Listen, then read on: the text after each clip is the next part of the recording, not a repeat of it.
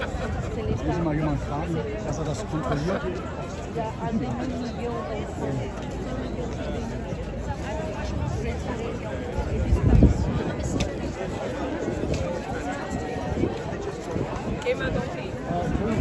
Kannst du halten? Mein anderes Smartphone, nee, das funktioniert nicht. Mein anderes Problem kontrolliere ich normalerweise auf das Stream. Kannst du sicher was checken? InfraRot Medien. YouTube. Nein. Normalerweise, aber das funktioniert es nicht. Das ist Kacke. YouTube.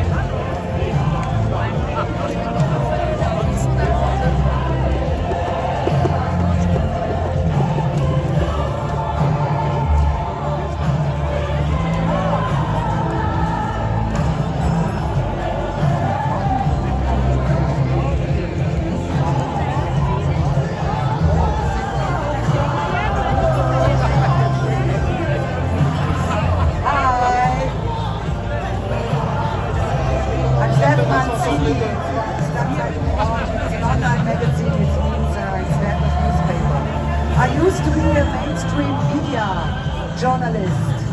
Now I'm a free and independent journalist.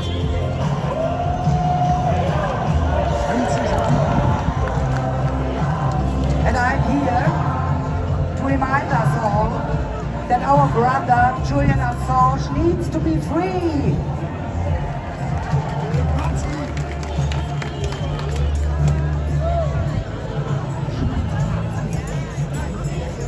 Hello, Geneva. It's fantastic to stand here with my friends on stage and see you all, you brave, courageous people. It depends on courage, and if we are true, it all depends on courage. We come from Germany with the big Assange truck for Markus Barth. We are very disappointed you can see it, but he stands 50 meters around this place in that direction. Ursula von der Leyen, the Commission President of the European Parliament, told us a few days ago,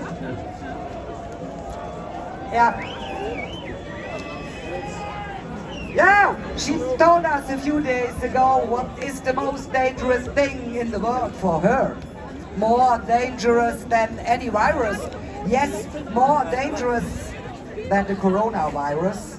Much more dangerous than the climate hell it promises for us. Is the misinformation.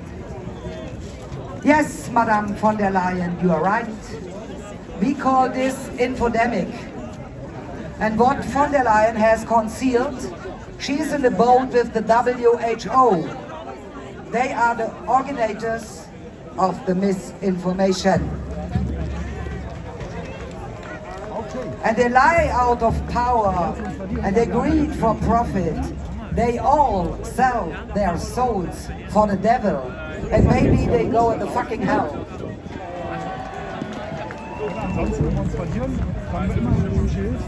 If war begins with lies, the peace can begin with the truth. Who says that? In London, the freedom of the speech is in prison. In London, the free press is in prison.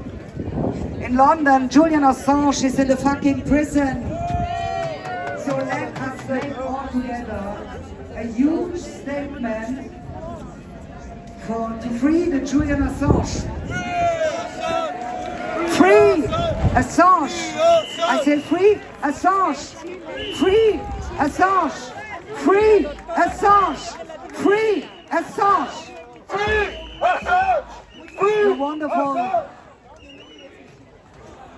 Free Assange! You're wonderful. It's okay. We demand immediately freedom for Julian Assange. He's not a criminal. He's one of us, and he's a hero. So, all the free medias have a mission, and they make a big and a great job. Please, support us.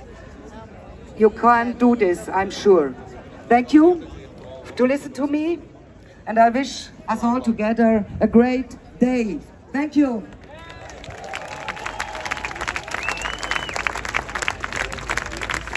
So, hello. We ask the Swiss Freiheitsstrichler now to start. Thank you. Merci. Die Freiheitsstrichler können jetzt starten. Dankeschön, dass ihr da seid.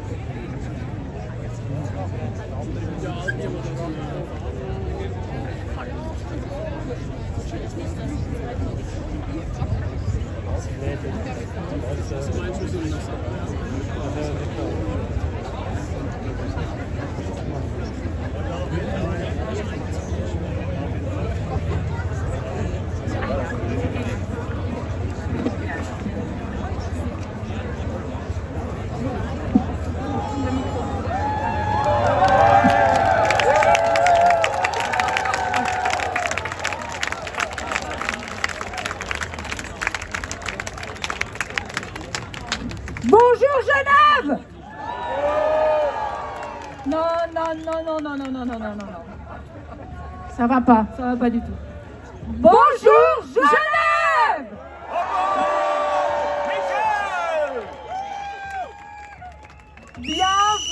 Bienvenue à tous pour cette manifestation internationale. Nous avons la grande chance d'accueillir non seulement des experts du monde entier, mais également les représentants d'associations suisses actives depuis 4 ans déjà. Les discours que vous entendrez reflètent la vie personnelle de chaque orateur. Et peut-être que vous allez constater des divergences d'opinion. Mais c'est cela la vraie démocratie et la liberté d'expression. Cette manifestation est organisée localement par Réinfo Santé Suisse Internationale et le mouvement fédératif roman en collaboration avec The Inspired Network et We Are 8 Billions et Free Humanity.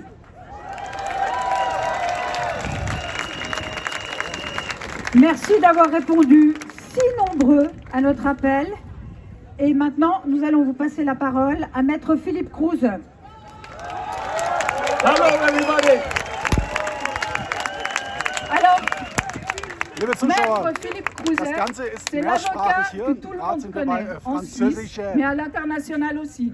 C'est sage grâce à lui que nous sommes tous fromage. réunis aujourd'hui. Fromage. Philippe, Merci Michel. C'est à toi. Merci Delphine. Soyez les bienvenus. Ganz herzlich willkommen.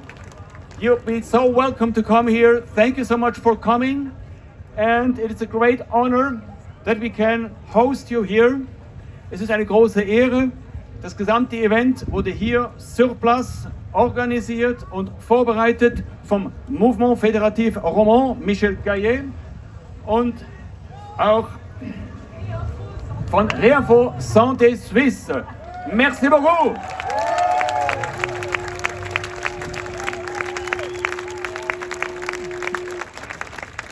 Wir danken auch ganz herzlich unserem Team International, das dafür gesorgt hat, dass wir nicht alleine hier auf der Bühne stehen müssen, sondern ganz viele Sprecher haben. Thank you so much to Dan from the UK, the greatest journalist from the UK. Dan.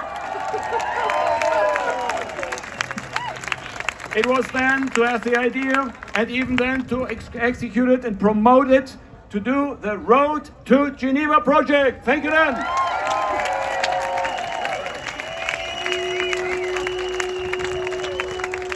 And now, the one and only who had this crazy idea. After the 1st October last year, she had done a great rally manifestation in Vienna. And then she said to me, Philip, let's do it again, here and now in Geneva. So, Maria Hubmer-Muck, welcome.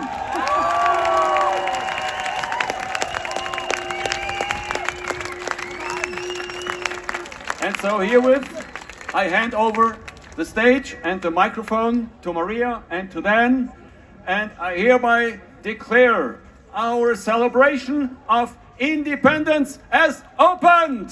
Yay!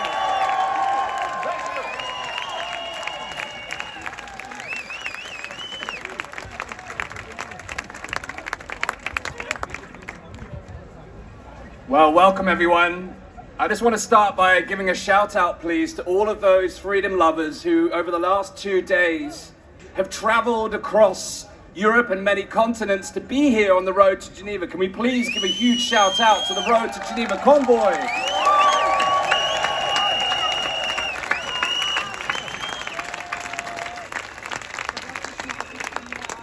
The road to Geneva itself came with many challenges, many windy roads, many bumps, and things for us to navigate, missteps, wrong turns. But ultimately we got here, and we got here together. And there's nothing more powerful than people coming together like this from around the world to make a powerful statement. And isn't it powerful as well that we stand here with the United Nations office behind me in the very city that the WHO also resides?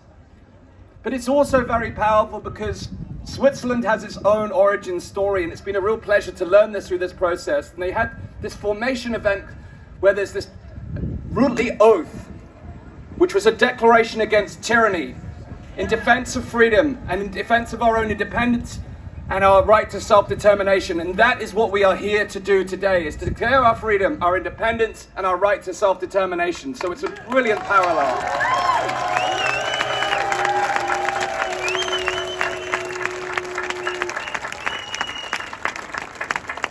Bonjour, guten Tag, hello to everybody. I am so glad that we are all here together today, and I just want to do some announcements for the day today so you know what is going on and how we will go on this stage. So most of the time we will speak English, and sometime we will even hear French, Italian and German speakers.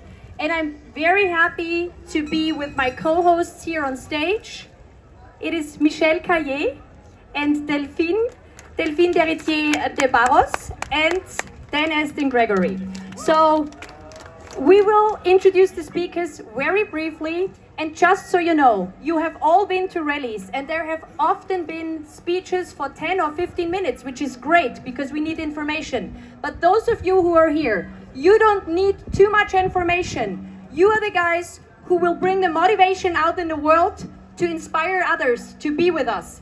And that is why we will have very short speeches, so don't wonder. Our hosts here will introduce the next speaker, and then the short speech is given, and then we will say thank you for clapping. Dan is showing you when we ask you to shorten the clapping a little bit even. So please, we are sorry, but with the Genevan authorities, with the police, we really have to start the march at 5 p.m. punctually. So that is why we ask you, so we can progress in the program. We love our speakers, but sometimes we probably need to even shorten the clapping. Thank you for that. And then we have another disclaimer to make. Yeah, so we have a disclaimer to make. We have many different voices and perspectives from around the world with us here today, and we honor and respect our right to speak freely. However, we may not all agree, and we're not here to agree. We're not here to get consensus. We're not here to have one mind. We're here to have a diverse set of perspectives. So the views of any individual speaker don't represent the views of organizations as a whole, or each of us here. They represent the views of the individual. So we respect that and we honor that, and we look forward to sharing the stage with many beautiful souls this afternoon. Yeah. And we have somebody who is supporting us. It's a Swiss company. You probably heard about them, Swiss Cows. And they have a telecommunicating app. It's called TeleGuard. And those guys really protect our data. So if you want to connect with your friends around the world, you can download for free the TeleGuard app. Try it. I'm using it myself for the very important confidential information that I'm sharing with my friends around the world. And this is a good platform to connect with each other.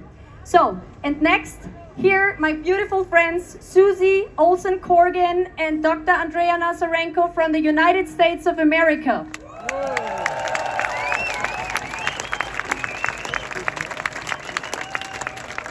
We're here today to talk about taking control of our future. The idea and the concept that the men and women behind those walls will ever change their behavior to serve us is faulty at best. They will always act in self-interest and self-gain. But we are the 8 billion people of the world. When we unite, they lose their power.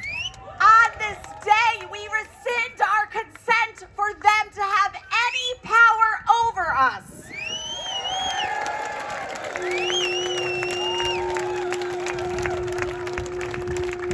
Yesterday, we brought in leaders, 100 different leaders in the freedom movement from all around the world. We teamed up with the Japanese rallies that are happening the same weekend because we are all fighting the same battle. And simultaneously, it's time to transition our fight. It's time to start creating. We can create the future we want. Our children rely on us. The future generations deserve a better society, and the power is ours to create it.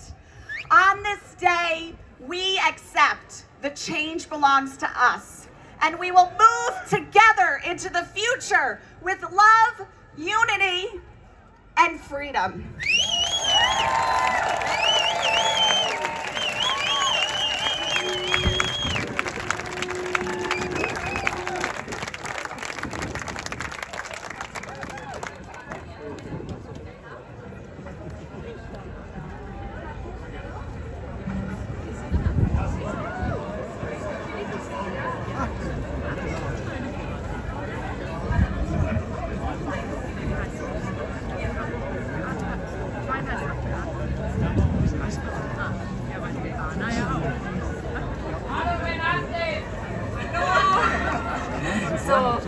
Ladies and gentlemen, I'm here to present the magnificent group of lawyers that did a press conference this morning. It was live streamed. You can watch the replay on Folgt TV.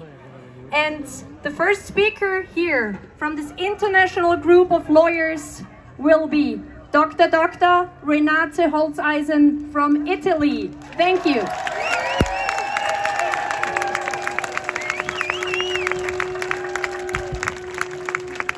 Hello to everyone from Italy, as that country with the worstest vaccination mandate in the last years. I have to say we have to stop immediately the European Union, as they already anticipated the implementation of One Health and health in all policies. What they want is vaccination from the cradle to the grave. Noi abbiamo da fermare subito l'Unione Europea perché ha anticipato l'implementazione dei principi pericolosissimi. One Health and health in all policies. Vogliono per noi continue vaccinazioni dalla culla alla tomba e questo non lo accettiamo. Grazie Renate, grazie Renate. Et puis maintenant de la France, Laetitia Rigaud aus Frankreich. Bitte. Oui. Merci à tous d'être présents pour soutenir notre lutte contre ces traités qui nous imposent des mesures liberticides et qui portent atteinte à la souveraineté de nos États. Merci Laetitia Rigaud de la France. And now Sue Gray from New Zealand. Bravo Sue Gray! Wow. Hello everybody, thank you so much for coming and for inviting us all here. I'm a lawyer in New Zealand. I've been standing up for the people throughout the whole COVID mad response. And you know, we have the law on our side. It's just that they're not enforcing it. We have the science on our side, but they're lying about it. But most important, we have the people. The people power is what will change everything. Thank you all so much. Thank you so great. Fantastic. And now from the Netherlands, Maaike ter Oost. Hi. Hi everybody, I'm Maaike from the Netherlands. Well, in the Netherlands, during COVID-19, it was very bad. We probably had the longest lockdown and the most violent demonstration attacks. It was horrendous. But the people strike back. And the parliament has said no to the pandemic treaty and no to the international health regulations. Thank you, Maaike. Thank you. Now, from Germany, aus Deutschland, Dr. Bea Pfeil. Bitte schön.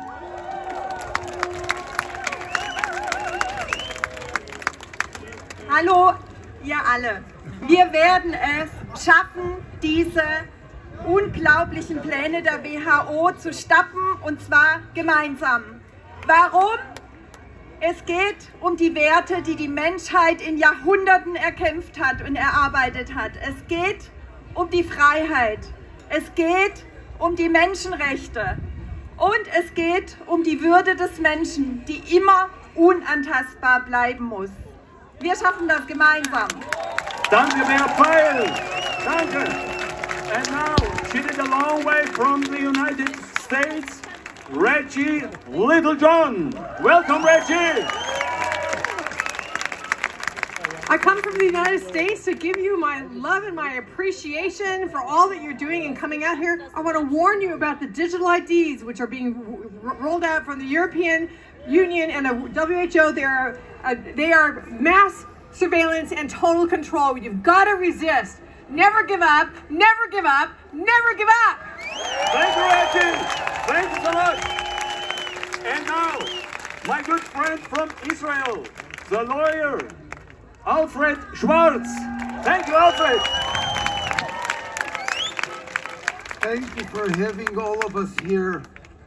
Keep up the good word and don't let politicians decide what to do with our health. Never, ever Don't let them control our lives. Thank you. Thank you, Alfred Schwartz from Israel. Great. And now we have from Germany, de l'Allemagne aus Deutschland, die Anwältin, die als allererste das Übel des Lockdowns mit einer Verfassungsgerichtsbeschwerde bekämpft hat, Beate Balmer.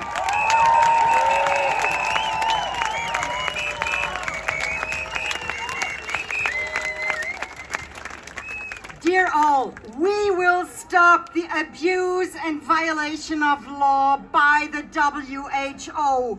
Wir werden den Missbrauch und die Verletzung des Rechts durch die WHO stoppen. Nous allons arrêter l'abus et la violation de la loi par l'OMS.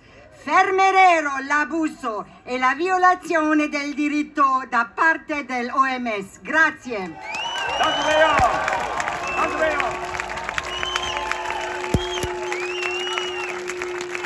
So, this is the team of lawyers who has done a press conference this morning to inform the world, to inform the media what is going on. Please watch it. It's on the homepage of Hoch 2 TV. And we are here to show you that the law is on your side. The lawyers are on your side, together with many other lawyers who couldn't be here today. And we will continue our work together until we are not anymore threatened, because die Menschenwürde ist unverzichtbar. Human dignity can never be disposed of, must always be respected, and all the power comes from the people. Thank you so much.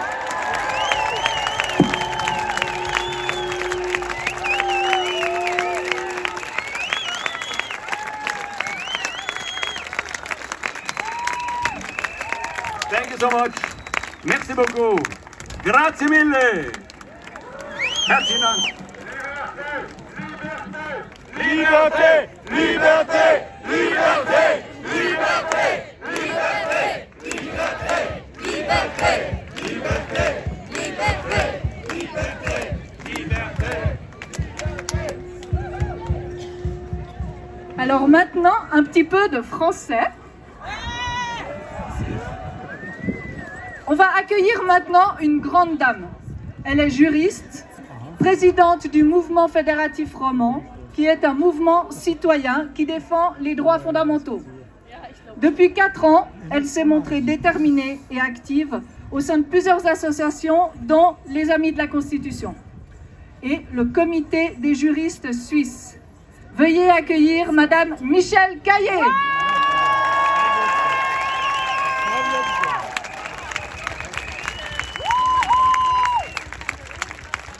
Bonjour à vous tous de Suisse et d'ailleurs. Et merci d'être là aujourd'hui avec nous. Vous qui depuis 4 ans, vous nous accompagnez dans nos actions. Vous qui avez parcouru les rues pour convaincre. Vous qui avez été discriminés. Vous qui n'avez jamais baissé les bras. C'est vous les héros. Et les héros ont aussi besoin de victoire. Mais le temps n'est pas encore venu. Certaines personnes qui disent être de notre côté doivent arrêter de semer la confusion quant à une prétendue victoire sur le traité pandémique de l'OMS. Les négociations sont toujours en cours. Et cela détourne notre attention de ce qui continue à arriver, les amendements du règlement sanitaire international et d'autres nombreux points encore. Nos propres pays sont en train d'élaborer des lois et des programmes de santé pour compléter ceux de l'OMS, voire faire mieux encore, comme c'est le cas en Suisse. De toute façon, vous savez très bien que cela n'a rien à voir avec la santé, mais avec la création de l'industrie de la pandémie, qui n'a pour but que d'enrichir toujours le grand géant qu'est Big Pharma. Et pendant que eux continuent de se remplir les poches, les perdants sont toujours les mêmes. Ce sont nous les peuples, des peuples empoisonnés par des prétendus produits thérapeutiques, par des injections expérimentales. Nous sommes privés de nos libertés par des mesures tyranniques et arbitraires, des mesures qui détruisent aussi nos petites et nos moyennes entreprises et nous dépouillent de notre indépendance financière. Rappelez-vous, cela n'est possible qu'avec la complicité de nos propres dirigeants, eux-mêmes censés représenter nos intérêts, les intérêts du peuple. Non seulement il faut sortir de l'OMS, mais de surcroît et surtout, il faut la démanteler. De la même façon qu'il faut démanteler toutes ces organisations globalistes qui siègent pour la plupart ici à Genève. Et ce sont par nos actions locales et par l'affirmation de notre souveraineté, d'abord personnelle et ensuite nationale, que nous pourrons nous extirper des tentacules de cette immense pieuvre. C'est à chacun de nous et à nous tous ensemble d'affirmer notre indépendance et de nous mobiliser pour la reconquérir. Merci. Alors j'ai encore une toute petite information pour les citoyens suisses. Le 9 juin, votation hyper importante, allez voter oui à l'initiative pour l'intégrité. Ça aussi, c'est combattre l'OMS.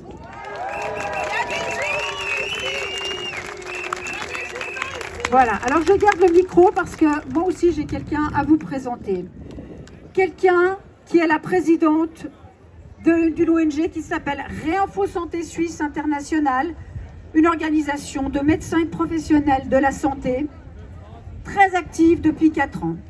Delphine n'a jamais cessé depuis le début du Covid de se mobiliser pour une médecine éthique et les droits fondamentaux de la population. Je vous présente Madame Delphine Héritier de Barros.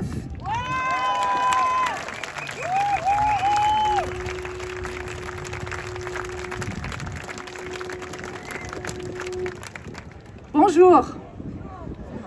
Si nous sommes réunis aujourd'hui, c'est pour dire non au projet machiavélique de l'OMS. Ça fait plusieurs années qu'on se positionne, qu'on réagit face à la mise en place d'une société qui va à l'encontre de nos valeurs. Il y a eu beaucoup de colère et elle a été nécessaire pour se mettre en mouvement. Aujourd'hui, je pense qu'il est temps d'en faire autre chose. Il faut bien sûr être ferme et poser ses limites. Les projets machiavéliques, c'est non. Il n'y a aucun compromis, aucune négociation, aucune figure de style, c'est non.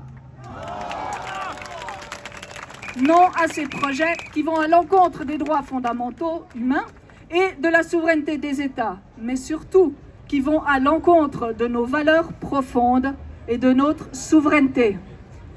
Car derrière la colère, c'est de ça dont il s'agit réellement, notre souveraineté. Alors, notre souveraineté, ça fait un moment qu'elle est négligée. Et les responsables, s'il faut en trouver, ce n'est pas l'État, ni les institutions, ni l'OMS, ni toute autre autorité dite supérieure. Non. Notre souveraineté, c'est nous, nous-mêmes, qui l'avons mise en péril. Nous avons délégué notre pouvoir à l'extérieur de nous. Nous l'avons confié aux politiques, aux médecins, aux institutions juridiques, éducatives. Nous avons élu des gens qui décident pour nous. Nous avons aussi délégué notre responsabilité aux autres vis-à-vis de nos émotions. Si nous sommes responsables d'avoir légué notre pouvoir, donné notre responsabilité à d'autres, nous sommes alors responsables de ce qui se passe désormais à l'OMS. Ils ont pris le lead, car en quelque sorte, on leur a laissé la possibilité de le faire. En croyant qu'un si petit groupe de gens décide pour tous, qu'ils nous obligent à suivre leurs règles, on nie le pouvoir de l'humanité, on se sous-estime et on se dénigre. Ces 4 dernières années, les pressions étaient fortes. Est-ce que vous êtes restés enfermés chez vous? Non. Est-ce que vous avez arrêté de vivre? Non. Personne n'arrête la liberté. La liberté, elle est en nous. Alors, reprenons conscience que la souveraineté, elle est là. Personne d'autre que nous n'a le pouvoir sur notre corps, sur notre santé et sur nos choix. La solution est en nous et non pas juste en essayant de faire tomber tel ou tel groupe de personnes. Car tant qu'on ne change pas notre perception en nous, le jeu se répétera et se répétera encore sans fin. Soyons un exemple. Donnons envie aux autres de reprendre leur pouvoir également. Avançons malgré les peurs et créons l'humanité dont nous rêvons. Ils ont essayé de nous enfermer. Ils n'ont pas vu qu'ils nous donnaient des ailes. Merci.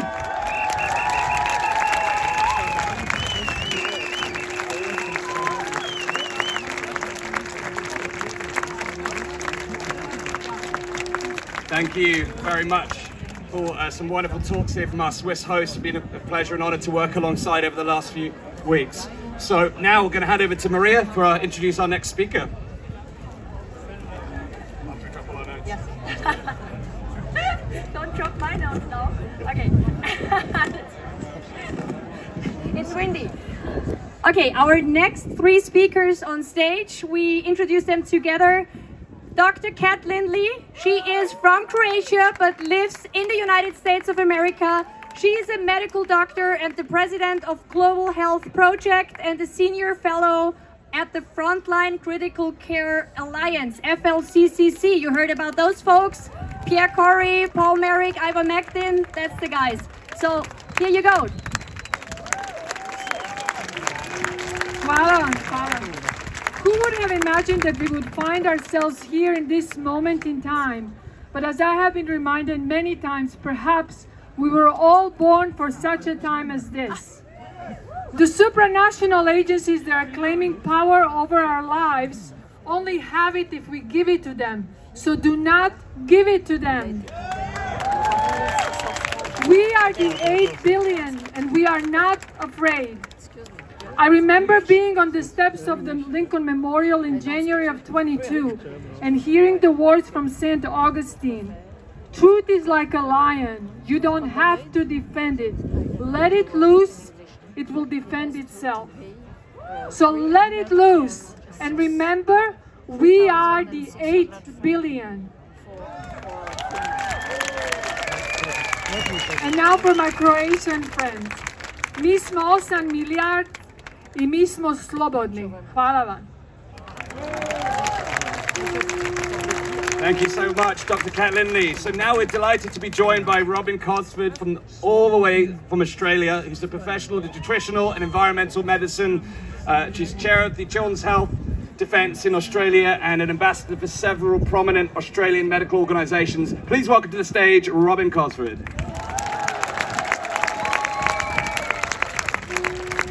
Hello, what an honour to be here, and I hope you can understand an accent from thousands of kilometres away. This is an amazing time that we are in, and we all have a role to play here. I come here representing much of Australia in my professional hat, medical professor, nutritional environmental medicine, ambassador for the organisation called Australian Medical Professional Society. The doctors who've been disenfranchised in Australia, you may well know, but we have lost many in Australia because of the system. I stand here as a mother. I'm a mother of 5. I'm chair of the Children's Health Defence Australia. We have a wonderful board in Australia. Mothers, you are important. Don't ever let it be said, don't ever let yourself think that perhaps because we can't get the same professional standing as men because we're looking after children, we can't earn the same. No, the mothers are needed. You are the ones who nurture the children, you are the ones who raise the children, you are the ones who bring the next generation. So, hands for all the mothers, we need them.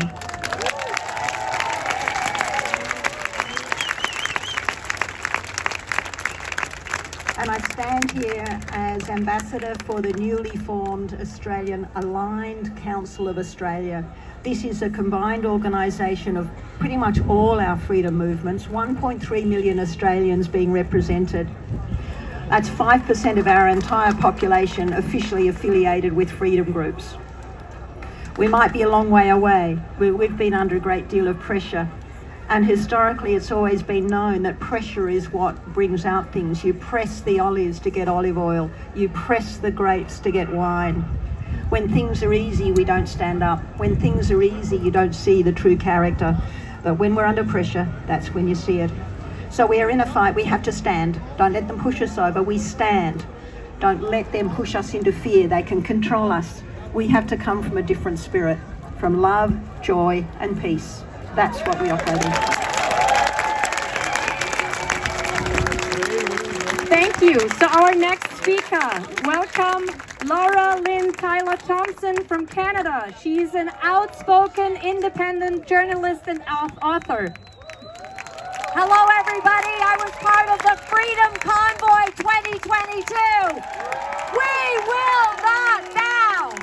We will not bow. And I want to say hello to my fellow Canadian compatriots, Rebel News, Ezra Levant. Good to see you here. History has a way of repeating itself. And in the olden days, there were 3 Hebrew boys, Shadrach, Meshach, and Abednego, and they were told to bow to the idol. Their idol was called who? Today, we have the same idol, WHO. They were told to bow to the idol or they would face the furnace. And they said, Your Majesty. They were so polite. Your Majesty, we do not have to answer to you, WHO. We do not have to answer to you, United Nations. But let it be known, even if we die, even if we face the furnace, we will not bow. And so,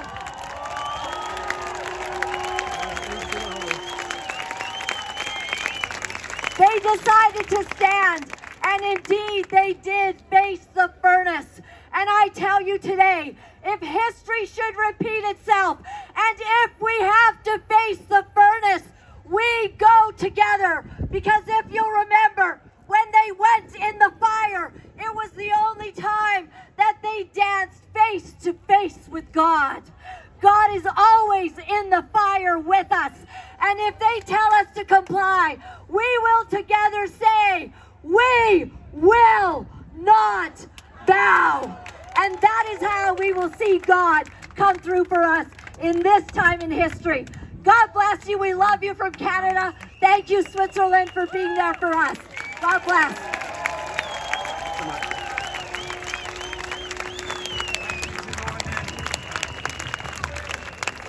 So it's my honor now to introduce a fellow British activist who's been a medical doctor now for many years, an award-winning cardiologist and an international expert on the prevention of heart disease. He's been calling for greater transparency for many years now. It's my pleasure to introduce Dr. Asim Malhotra. Bonjour Genève! Bonjour Genève! Hello Geneva. We have a complete health care system failure and a pandemic of misinformed doctors and misinformed and unwittingly harmed patients. Why? Rooted in a biased funding of research. Research that's funded because it's likely to be profitable, not beneficial for patients. Biased reporting in medical journals. Biased reporting in the media. Commercial conflicts of interest. And last but not least, an inability of doctors to be able to comprehend and then communicate health statistics.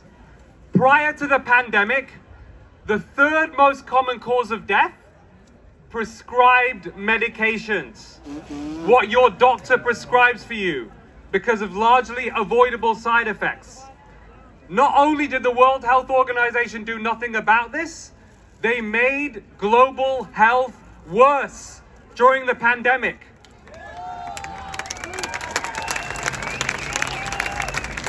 They supported coercion and mandates of the most horrific pharmaceutical products in the history of medicine, responsible for serious harm and death to millions around the globe. And they have still not said sorry. The world deserves an apology from the World Health Organization. And why did they do this? Because for decades, increasingly, they have been a puppet for corporate, tyrannical psychopaths. The second largest funder of the World Health Organization, the Bill and Melinda Gates Foundation. Bill Gates, who made $500 million investing in this horrific medical product, the COVID mRNA vaccine. But they can only succeed if we let them. And we are not going to let them. Rights are only won by those that make their voices heard. The most important radical thing we can do is a non-violent, just say no, do not comply. We are here to represent 8 billion people here today, and all of you are standing up with courage. So I thank you for your courage.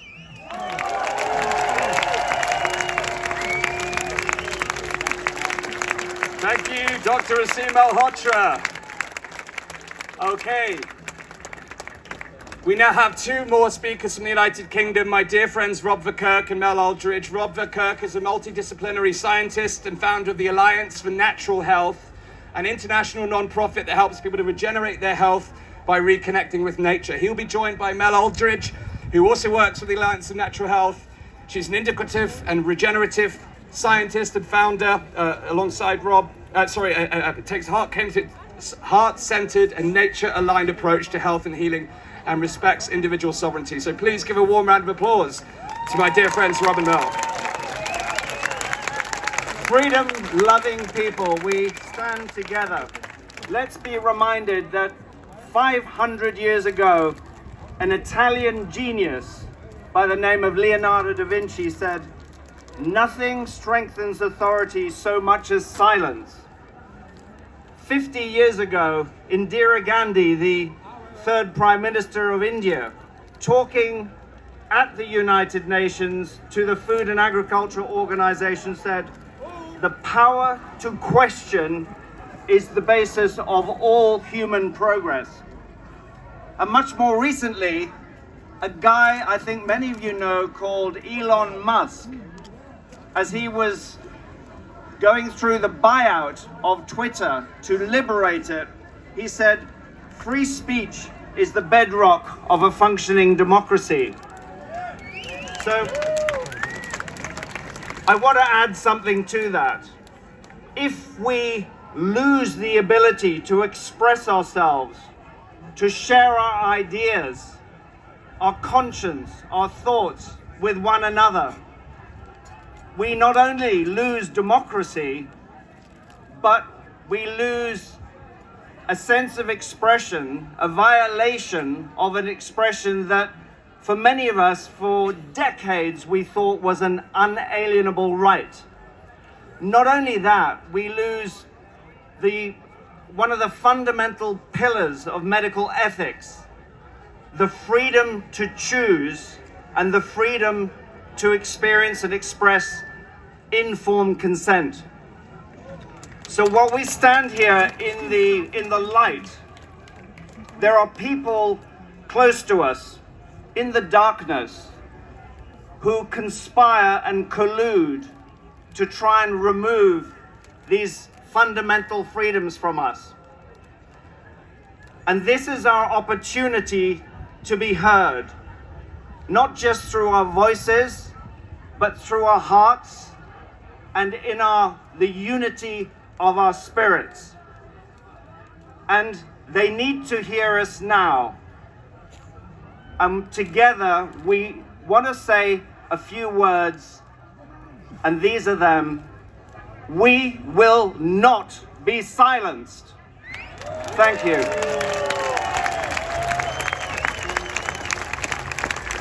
Bonjour, Genève, and welcome everybody who's watching from so far away. Are we free? Yeah! Are we sovereign? Yeah! So we will not be silenced, but now I want to speak to you of something that exists within the silence, something that transcends culture and race and geography and religion, something that unites all of us human beings together. And that is our inherent power to create, to manifest, and to literally make worlds. It is the thing that they have most wanted to keep from us remembering. They do not want us to access our power. I think you'll agree that they've done a great job in using division and polarity to divide us, to disconnect us from each other and from nature. They've used fear, they've used anger, and they have enslaved this world for far too long. And we have found each other from all walks of life, from all parts of the world. We come together as change agents, as light workers, a crack master soul team to come to get rid of the chains that have enslaved this earth. Because the thing that they don't want us to remember is that we are creator beings. We have the ability within to make worlds, and this power exists within the silence. And so I ask all of you here and all of you who are watching to just close your eyes for a moment. With open hearts, with clear minds, let us envision a free world with no dark agendas, with no power control. Let our light and our love flow out into the world to send a message to all the dark places. Let our ripple become a tidal wave of love to bring peace to our world. For this is the power that each one of us holds. So please, keep your light shining and never ever forget the inherent power that each one of you holds, because together we've got this, and we're going to walk each other home.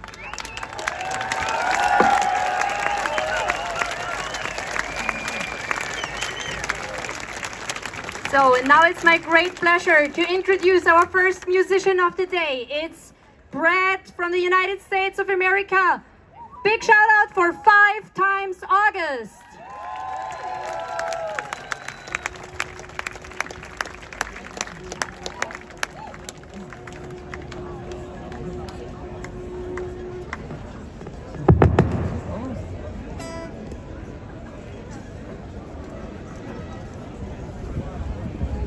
How we doing? Thank you so much for being here. It's an honor to be here with you today. I thought that I would play a brand new song for you today, and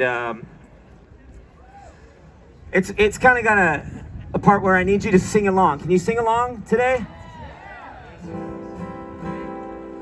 So the sing-along part goes like this. I'm going to teach it to you now, and at the end of the song, I'm going to ask you to sing it as loud as you can so the people in that building can hear you, okay?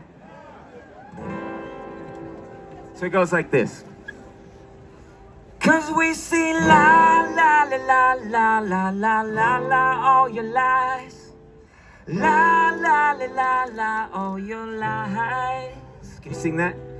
La, la, la, la, la, la, la, la, all your lies. La, la, la, la, la, all your lies. This song's called Liars, Cheats, and Crooks.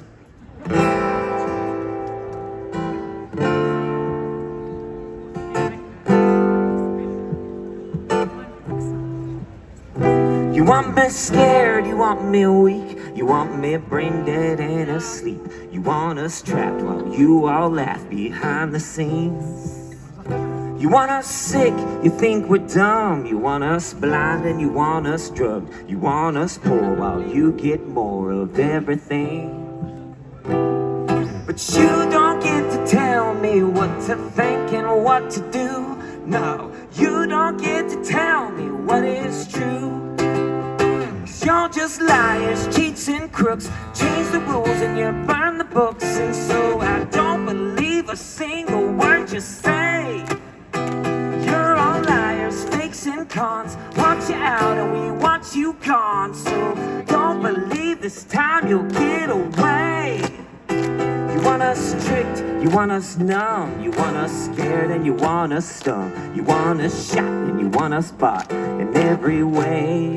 You want our minds, you want our time, you want us framed up in your crimes. I hope you know that it's time to go and we're taking names.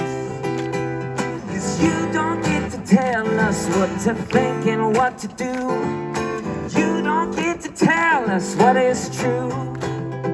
'Cause you're just liars, cheats and crooks. You change the rules and you burn the books. And so I don't believe a single word you say.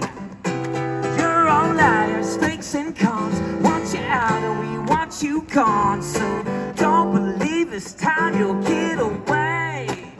'Cause we see la la la la la la la la la all your lies. La la la la la all your lies. You got it. You don't get to tell us what to think and what to do. You don't get to tell us what to think and what to do. You don't get to tell us what to think and what to do. 'Cause you're just liars, cheats and crooks. You change the rules and you burn the books. And so I don't believe a single word you say. You're all liars, fakes and cons. Want you out or we want you gone. So don't believe this time you'll get away. 'Cause we see la la la la la la la la la all your lies. La la la la la all your lies. Let me hear it. We see la la la la la la la la all your lies. La la la la la all your lies.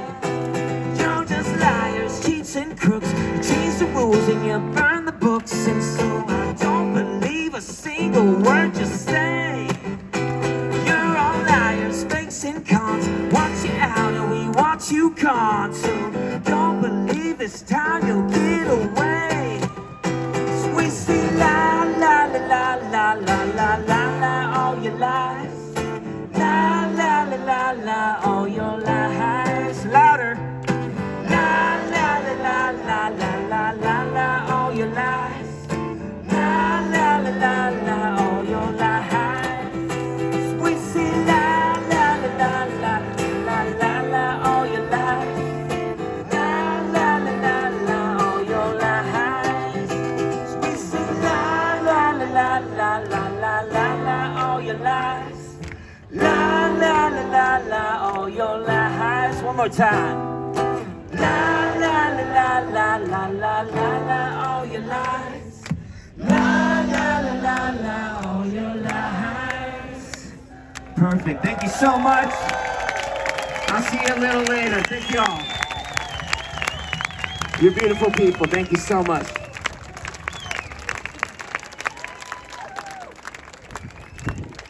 Thank you so much to Brad 5 times August. Did you hear the honking, by the way, whilst Brad was playing?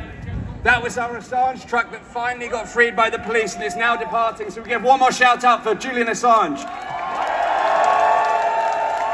And of course, a big thank you to Brad 5 times August. Now, I'm going to hand over to our next speaker shortly. Voilà. Voilà, maintenant, j'ai l'honneur de vous présenter quelqu'un d'exceptionnel que tout le monde adore. Nous avons l'honneur de l'avoir en Suisse. Cette personne, c'est une experte dans le domaine de l'OMS. Nous avons d'ailleurs travaillé, elle et moi, ensemble pour les référendums contre les lois Covid chez les Amis de la Constitution. Elle a un CV long comme le bras, PhD, privat-docent, lanceuse d'alerte quant à l'OMS, formatrice et consultante à l'OMS et à l'ONU pendant toute sa vie, on peut le dire. J'ai le plaisir d'appeler le docteur Astrid Stuckelberger.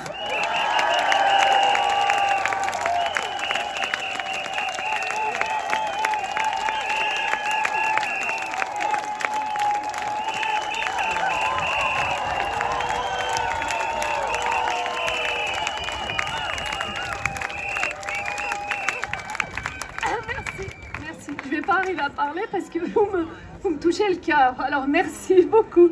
Vraiment, merci à vous, parce que vous êtes libérés. Merci à votre énergie. Merci à Dieu, parce que franchement, c'est une guerre spirituelle. Je suis obligée de le dire, tellement c'est grave ce qui se passe. Alors, j'ai que 5 minutes, donc j'ai choisi de faire en français, en anglais normalement, pour qu'ils comprennent, et de faire en français avec les télévisions suisses après. Mais peut-être je ferai du franglais. Mais je vais commencer. Okay, I have 3 minutes, so I'm very sorry. I will speak English as quickly as possible, and I will also make maybe a French section at the end with a conclusion. Welcome to Geneva. Welcome to Switzerland. You are in the international city who is a capital of the world with the most UN agency and specialized programs. You can see here the World Intellectual Property, the International Telecommunication who makes AI for good. WIPO is doing a treaty to patent all the life of the earth. They just signed a week ago. You have the World Trade Organization, the United Nations. I worked for 2 UN Open Days, so I can speak about WHO, ILO, because the mechanism of WHO and the United Nations is completely corrupted. And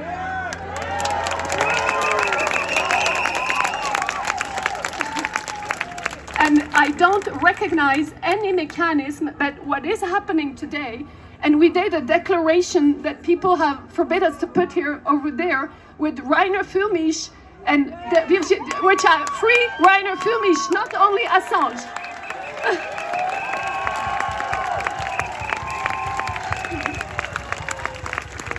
Yeah, so we have analyzed the texts with Virginie de Araujo-Recha, who cannot be there. I represent 16 lawyers in the world from South America, from South Africa, from the whole world. They could not be here.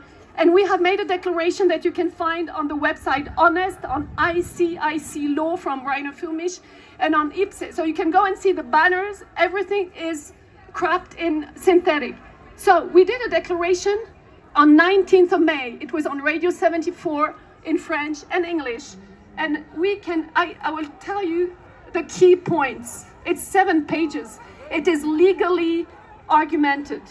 And the first point, there is a violation within the United Nations of its own instruments, of the Charter of the United Nations, the Universal Declaration of Human Rights, on all the covenants of ECOSOC, of the WHO Constitution itself does not allow WHO to take power and have transfer of power. The WHO Constitution and the International Health Regulation proclaim sovereignty, human rights, and they're violating their own rights. And now they are violating our Constitution and our rights. So we have analyzed this point. The nations and the individuals are not represented at the United Nations. The transfer of power, that's an organization of victims where I'm a godmother of the victims of the vax. Great. Free Füllmich and Assange, but not only Assange.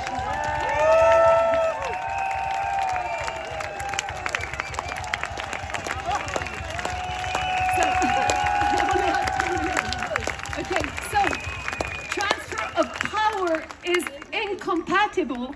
Transfer of power and competence from a state or from individual is impossible. It is incompatible with our WHO, the Constitution, because we have never given our consent that WHO would take power. So within that, it is already falling against we should change our state constitution to allow what they are doing. You see what is a problem?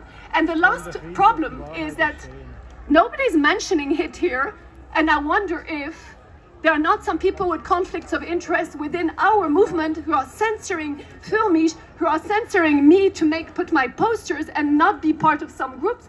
So what I'm saying, there's a massive conflict of interest in the United Nations, contrary to member states' representativity of people.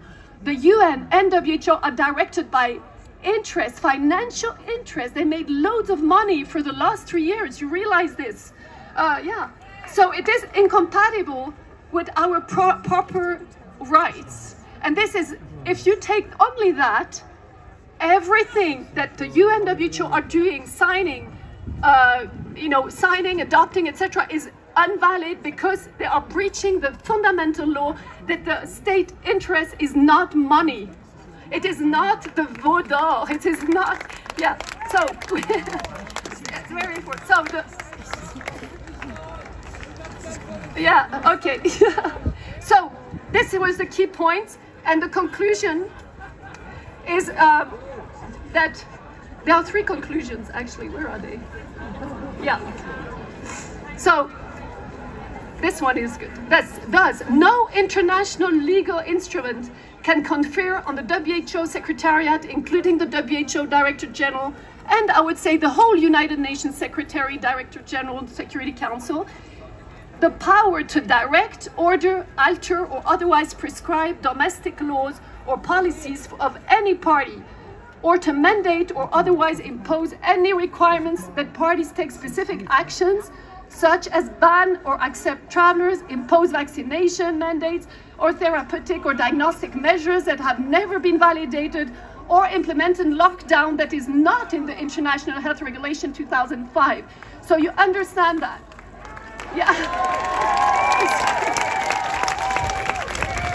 So therefore, member states can no longer be bound to the WHO Constitution when private partners guide this institution and the UN, who has our president, that as it stands, any action adoption signed, undertaken through WHO or the UN on behalf of member states and their population, us, will be contrary to international law, will violate the sovereignty of member states and people's natural law.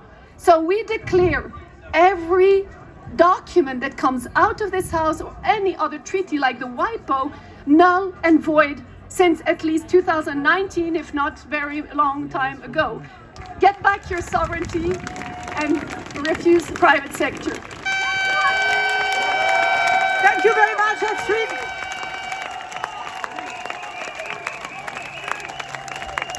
Alors, je suis encore ravie de vous présenter encore un autre Suisse, Monsieur Josef Ender, qui est président de Ur-Kanton. Ein herzliches Dankeschön. Un grand merci à toi, Josef, d'avoir mobilisé tes troupes pour venir aujourd'hui à Genève. Je te laisse la parole.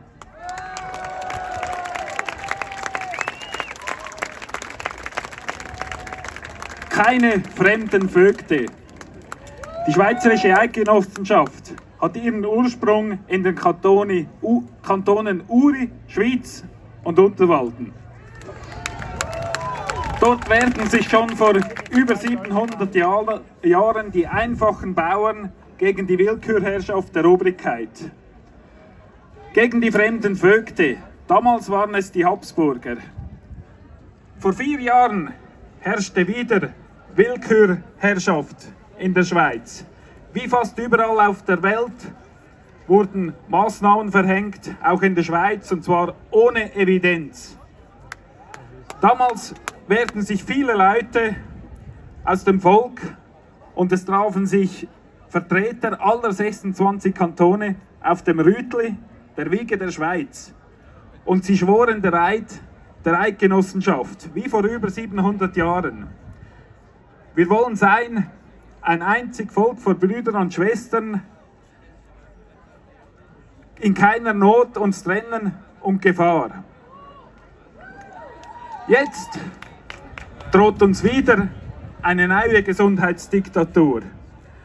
Die WHO will sich als Weltregierung installieren und weltweit willkürliche Maßnahmen verhängen können. Wir brauchen keine WHO, die von oben herab alles bestimmt. Alle Länder der Welt können sehr gut selber entscheiden, wenn wirklich wieder Maßnahmen notwendig werden. Schlussendlich soll jeder Mensch, jeder von euch selbstbestimmt und eigenverantwortlich entscheiden können über seine eigene Gesundheit.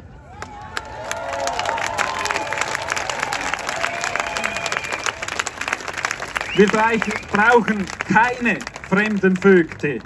Wir alle hier sagen Nein zur WHO. Und wir sagen alle Nein zu den neuen WHO-Verträgen. Keine neuen Vögte. Merci beaucoup.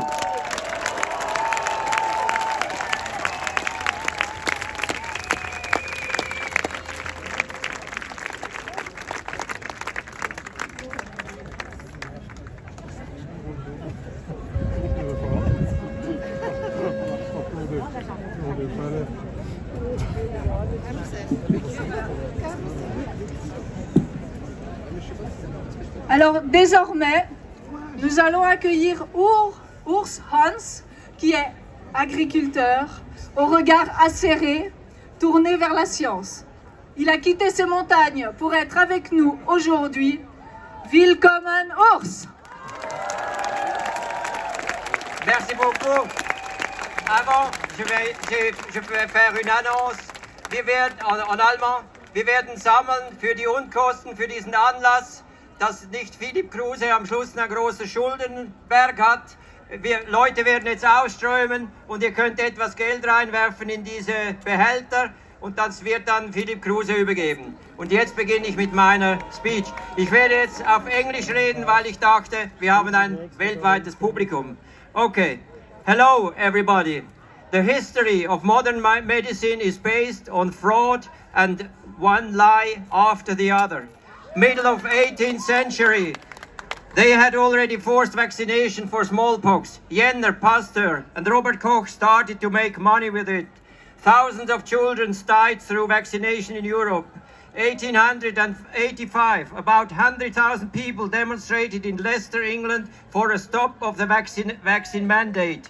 And they stopped the vaccine mandate. And the children were in a good health again, because they treated them well. Around 1910, Rockefeller started the capture of medicine with his oil-based products. During the First World War, there was not the Spanish flu, but the vaccination by Rockefeller that killed the people. That's that's the cause. And so, okay. After the Second World War, with the foundation of WHO, Geneva became the center of the global pharmaceutical industry. As Gavi and Sevi also settled in this town, Switzerland became the heart of the evil in regarding of corruption by billionaires, scientific fraud and propaganda. 2005, bird flu. Roche made billions with Tamiflu, many people died of. 2008, blue tongue disease by cattle, vaccination, thousands of calves and cows died. 2009, swine flu vaccination. Some people died, lots of narcolepsy cases. 2010, Germany, 4,000 calves died through a vaccination called Brecksure by Pfizer vaccination. The calves bleeded over the whole body because of the milk intolerance, and that's what we see now with babies. 2019, corona pandemic, draconian measures, panic through media, forced vaccination, millions of injured people and dead people. Those responsible for WHO and Bill Gates and his colleagues belong behind the bars. Et à présent, en français, à bas OMS, à bas OMS, à bas OMS, à bas OMS. Thank you very much.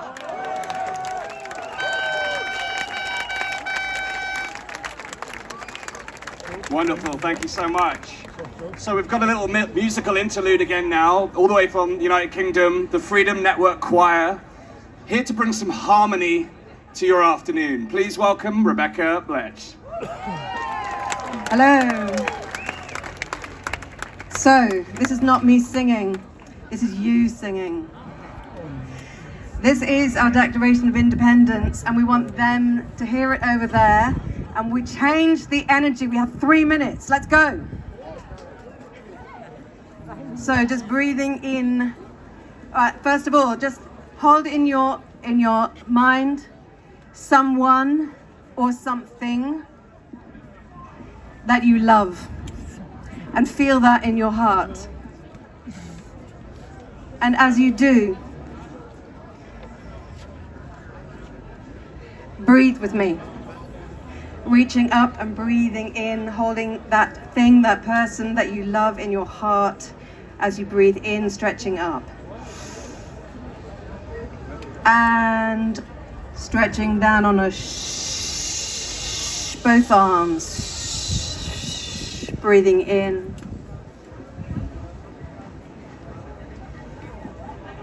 And a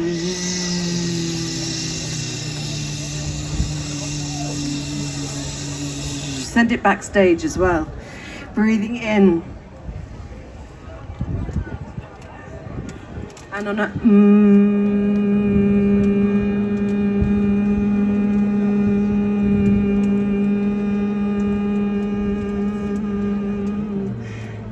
this part of the crowd. We are the that's your note. I want to hear you. The center of the crowd. Keep it going, breathing out.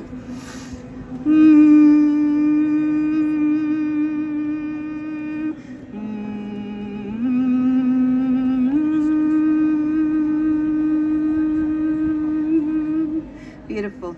We are the change, I am free. We are the change, I am free. Keep it going. We are the change, I am free.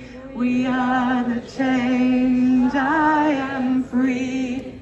We are the change, I am free. We are the change, I am free. Keep it going.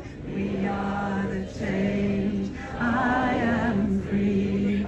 We are the change, I am free. Feel it. We are the change, I am free. We are the change, I am free. We are the change, I am free. Give it some welly. We are the change, I am free. With your whole soul. We are the change, I am free. We are the change, I am free.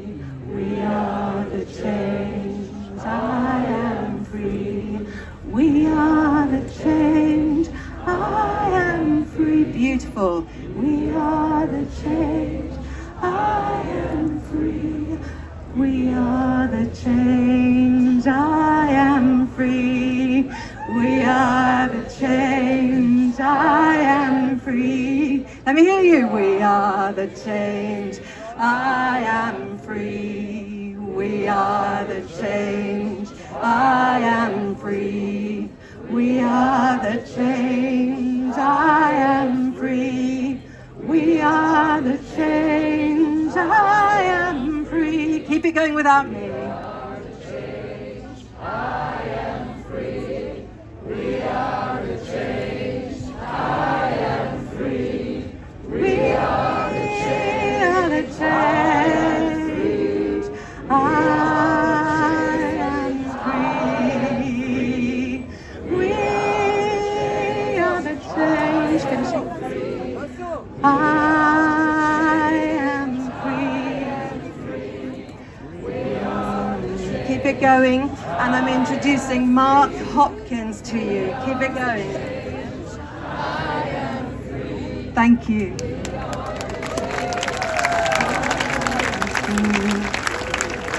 Keep going, keep going. This is the perfect moment to bring in an artist. Welcome to my friend. You can do the clapping later. It's a beautiful moment with the good vibes. Keep on doing, keep on singing. My friend Mark Hopkins is an artist from New York, and he came all the way and brought his amazing painting. We will lift it up so that you can see it. And Mark is now telling you about his work. And I love so much that we could bring in the arts. The arts are so important to the world. Thank you, Mark, my friend, for being here. Thank you. Hi, everybody. I'm really nervous because I've never spoken in public before, so bear with me. First time. Keep that going on a hum. So this is my painting, The Last Supper, which I related to the sacred Seder of Jesus, so that you could make a contrast between the actions of these people in this painting and those of holy men. What do you think? Good or bad? I put an apple in front of each of them to suggest the possibility that they may be aware of the difference between good and evil, or sin, as it were. What do you think? So my painting is designed to make you think of things like sin, like corruption, like the loss of our basic human rights. Is that good or bad? So I'm hoping that this painting can get you thinking and motivated to do something to resolve the problems that the people in this painting and some of them behind us in that building are causing in the world today. Can we do that? Okay, so I think that art is really a powerful tool, so it can get information past the censors so that we can have our conversations. And it can slice through propaganda like a hot knife through butter. It can also unify us. We need unity so that we can overcome the divisiveness that is destroying our movement. So I hope that art can inspire and encourage all of you to get through dark times. And I'm recruiting the artists in each one of you to help me reimagine a future without those dark forces. Can we do that? Yes, thank you, please.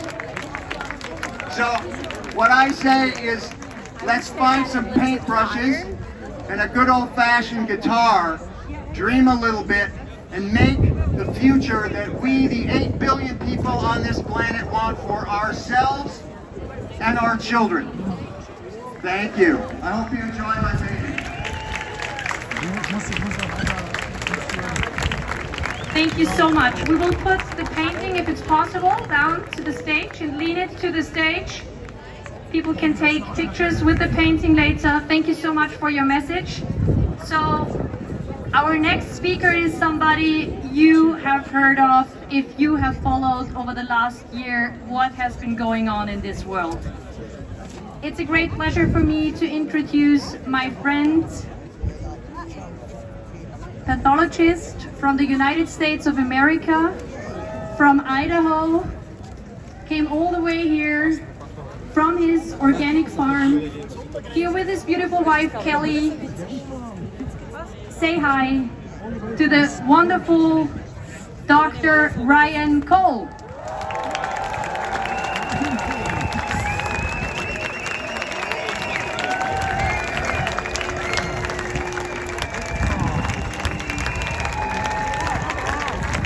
Bonjour. Hello to all you beautiful people, people with heart and people with spirit. It's great to see so many faces from so many countries. Thank you to the police. Thank you to Geneva. Thank you to those who stand for freedom around the world. We wish we were all together and had you all here with us.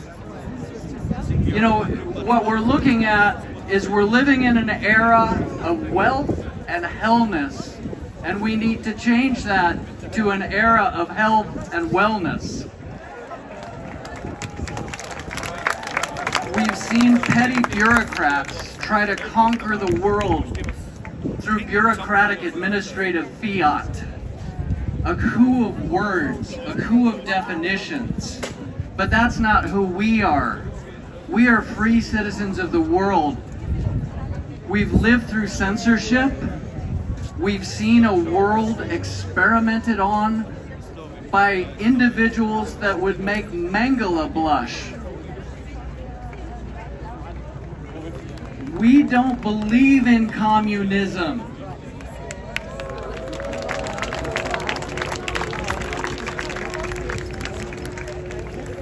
We don't believe in public-private partnership, otherwise known as fascism.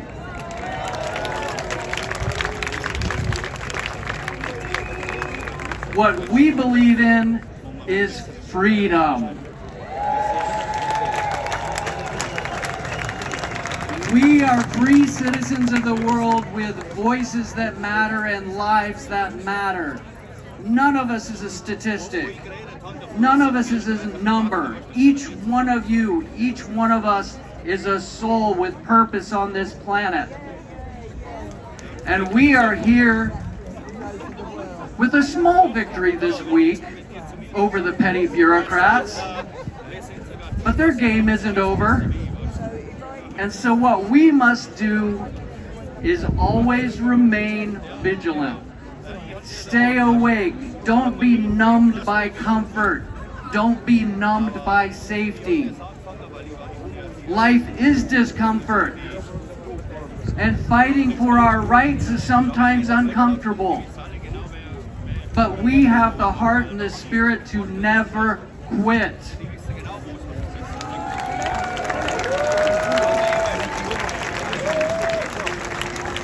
There is no such thing as the science. No such thing. Science is a process. Science is an action. Science evolves.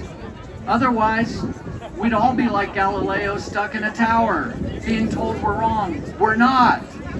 We're not.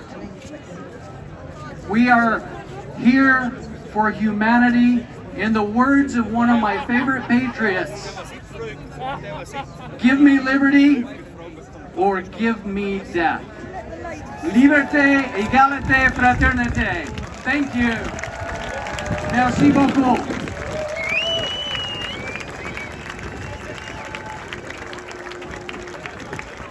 As always, very motivating, very empowering. So next, I'm here to introduce two Frenchmen. They came all the way. It's Mr. Poisson and Mr. Philippon. And they both have strong messages for you as well. Welcome. Thank you very much. I'm going to address to you a few words in English, but since I'm French, I will have to speak in French. I would like, first of all, to salute and thank you all to be here this afternoon and say to the world, we do not want the WHO to rule our lives and our health. We refuse this policy, and above all, neither lies, neither slavery will ever pass through us. This is our message today. In French now. Et chers compatriotes, malheureusement la France n'est pas très mobilisée contre ce traité à la différence de beaucoup de pays et de peuples du monde. Malheureusement, je souhaite que les Français prennent conscience de ce qui est en train de leur arriver et j'ai l'ambition, en France, comme l'a fait notre ami Nigel Farage en Angleterre, de lancer une campagne pour que la France quitte l'Organisation mondiale de la santé. Bonne manifestation à tous, à bientôt.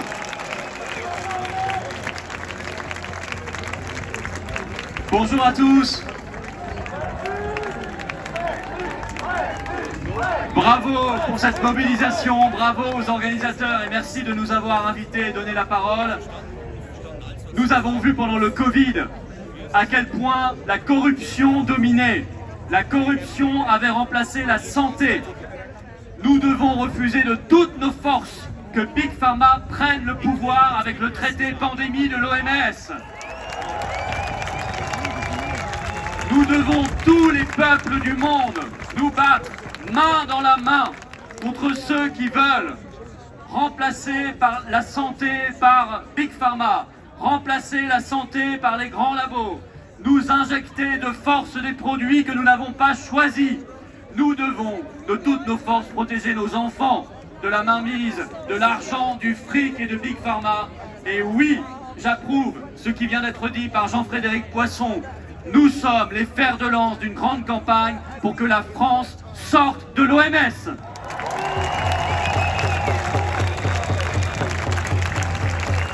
Les peuples doivent choisir leur avenir, les peuples doivent être souverains, Les peuples doivent quitter toutes les organisations supranationales. Nous devons remettre la santé, la liberté et la vie au-dessus de tout. Merci beaucoup.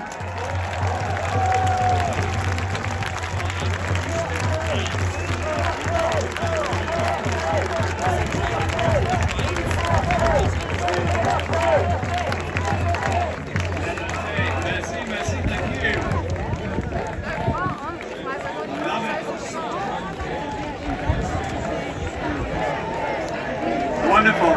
Okay. Thank you, everyone. This is a truly international event. It's my pleasure to introduce John Cage to the stage, a freedom fighter from Brazil, no less. He's organized countless congressional hearings, he's rallied people on the street, and he's been an enormous support to this event. He's helped us with videos and posters, he's promoted this everywhere. We've got people here from all over Europe, but this guy's been promoting it everywhere. So it's a real pleasure to introduce John Cage, all the way from Brazil. Bonjour, Genève! Okay, before we send a message to the WHO, I want to congratulate all the organizations here.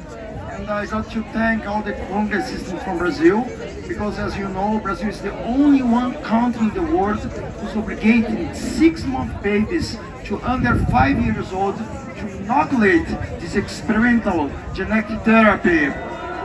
Gets better, gets worse. You know, the mothers from Brazil are under coercion from public ministry and tutelar counselor. So they send notification for the parents for they inject 3 doses of COVID experimental genetic therapy. Otherwise, they're gonna charge the parents with 2 to 20 basic salary. So if they still pay this charge, they're gonna ask for obligate them. Otherwise, they're gonna open a prosecutor for separate the parents from their children. How about that? Okay. I want to invite the Brazilian poor communities leaders from favelas for join us and save their children, all right? Okay, and let's send a message to WHO. So, repeat it after me. Okay, we all know he committed crimes against humanity. Crimes against humanity. Okay, no WHO! Louder! No WHO! Last one. No WHO! Freedom! Freedom! Freedom! Merci beaucoup. Thank you very much.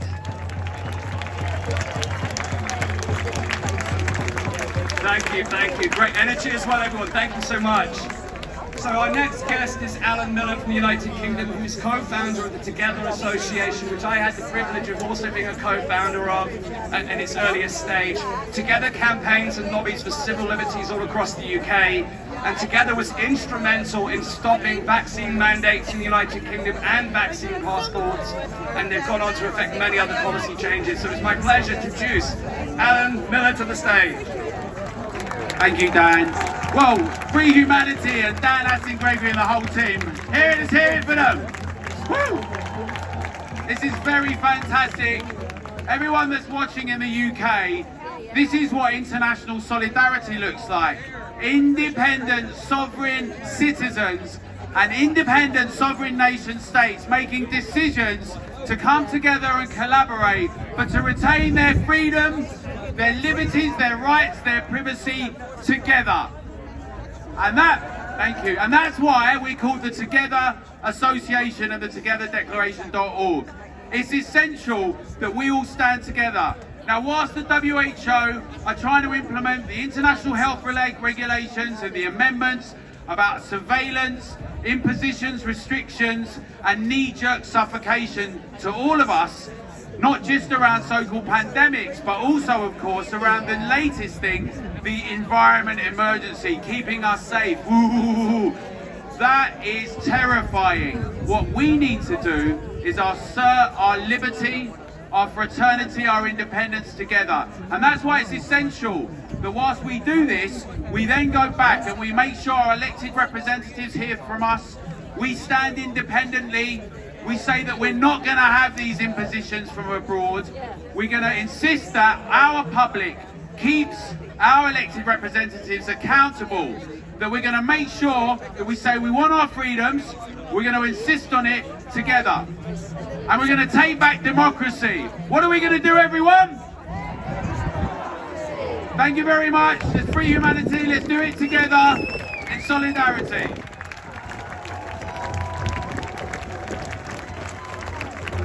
Thank you very much.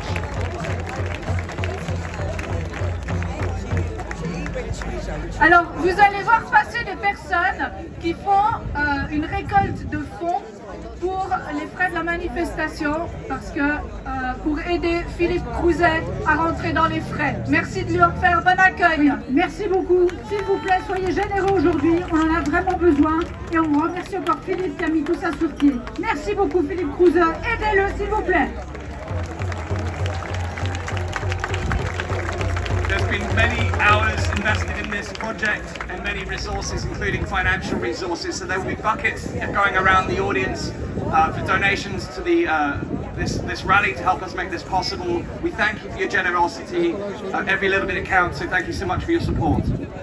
Und ich darf es auch noch einmal auf Deutsch sagen, so unser lieber Freund Philipp Kruse ist hier voll in die Verantwortung gegangen, als Verantwortlicher auch bei den Behörden gemeldet, hat auch viele finanzielle Ausgaben gehabt, damit das hier möglich ist. Und wir werden jetzt ein paar Leute, werden Sie sehen, mit Körben, die in der Menge spazieren. Das ist sozusagen ein Crowdfunding-Aufruf, wenn Sie auch ein bisschen was spenden können, damit das alles, was wir hier erleben, auch leicht zu tragen ist. Gemeinsam schaffen wir, das sind wir sehr dankbar. Dankeschön.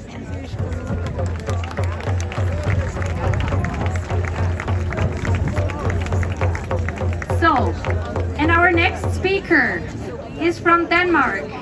Please welcome Vibeke Manish. Yeah, she is a medical doctor and has a PhD.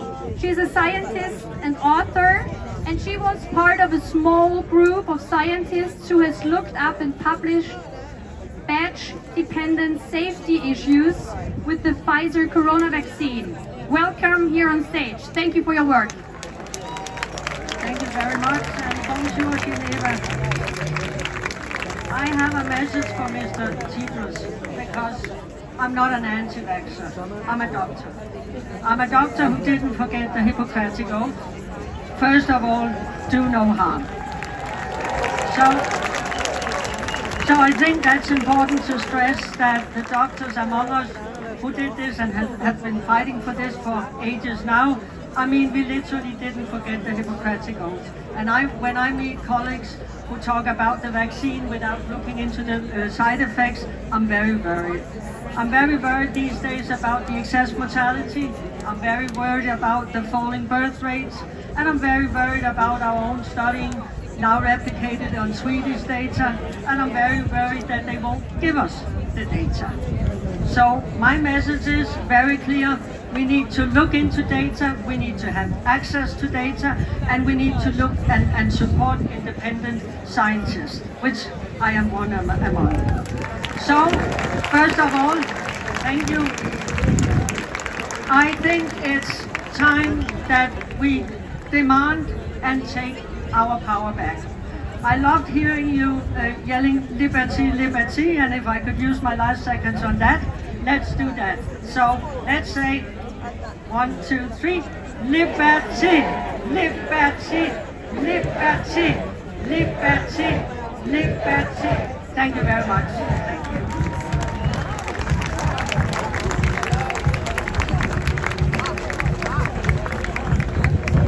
So, and our next speaker, many of you know her. She is from Germany, but she lives and works in London, UK. Dr. Margareta Gries-Brison, a neurologist who spoke up very early, especially for the kids. I saw her first when she warned about the masks that they put in our kids' faces. Thank you so much, Margareta, for your work and for your bravery.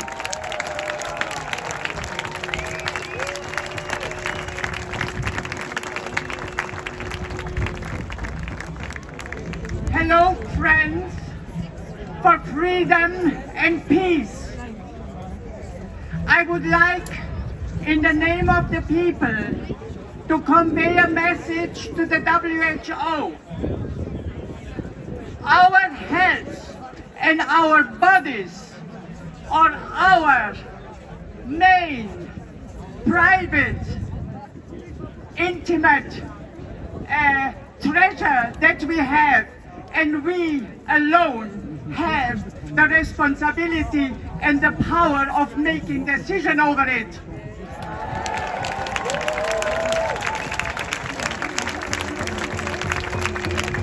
A disease is not managed, not marketed, advertised, or publicized. A disease is treated by the physician of our choice with our agreement and our consent.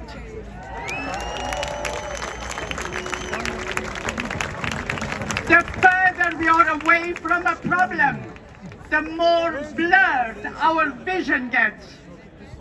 But to solve a problem, we need sharp 20/20 vision. This means to be there, to be present, to be local. So I ask myself, what authority does the WHO, which is a global, far-away, detached organization of lay people, what control do they have over our health? What we learned in the last 4 years is that we have no protection, not from our doctors, not from our not from our preachers, not from our teachers. So what we have to do, we have to take the responsibility in our own hands. Okay, all right. And I would like to say, please, God, help us. We need your blessing for humanity and your miraculous creation. Thank you.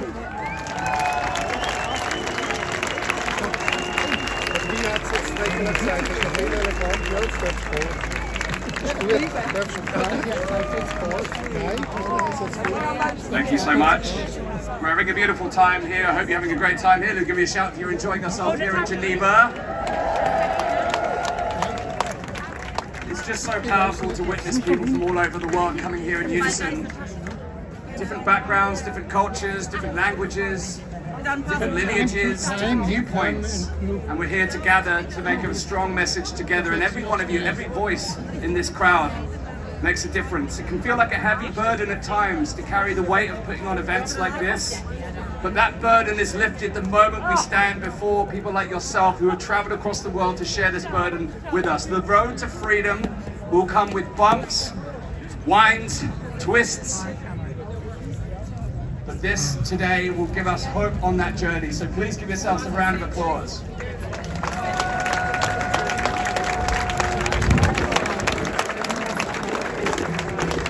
Okay, our next speaker is from the Philippines, Maravik Vila, who's going to be speaking to us today alongside Ernesto Roberto. Please welcome our latest speakers to the stage. Thank you so much. Hello, Geneva. Do you know that it's easier for me to save lives than to talk to you? I represent Asia, I represent Florida, I represent all of you, and I represent World Council for Health. Yay! I am a practicing pulmonologist internist in Florida, and right now I have more than 3,000 vaccine-injured seniors under my care. And this is the product or the result of what they have done. We cannot allow this to happen again. This population, they promised that they were going to protect, but they are the first one to get damaged and get injured. Okay? This WHO is so corrupt and so whatever they are, they're so misaligned. They said that they know what we deserve. No, it's not about what we deserve. It's about what we believe. It's about what we have in here. We have the choice. You have to choose freedom. You have to choose love. That is it. We are, and one good news, under the auspices and under the leadership of World Council for Health, that's Lori, we are launching a worldwide detox program, which is going to start next month. I'd like to, okay, it's time for me to stop talking. Okay, I would like to tell the who. We are the people, we are the power, we are many, and we are taking our freedom. We are taking it divinely, and we're gonna keep it forever. Freedom! Freedom! Freedom!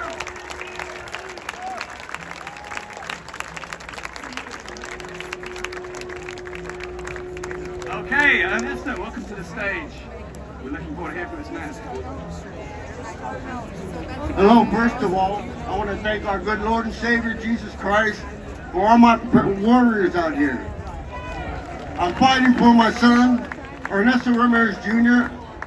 We need justice. They're killing our people. I'm also fighting for my dear friend's son, Victor, Sean in Canada, Trista in the U.S. They're killing our people. We need to stop that.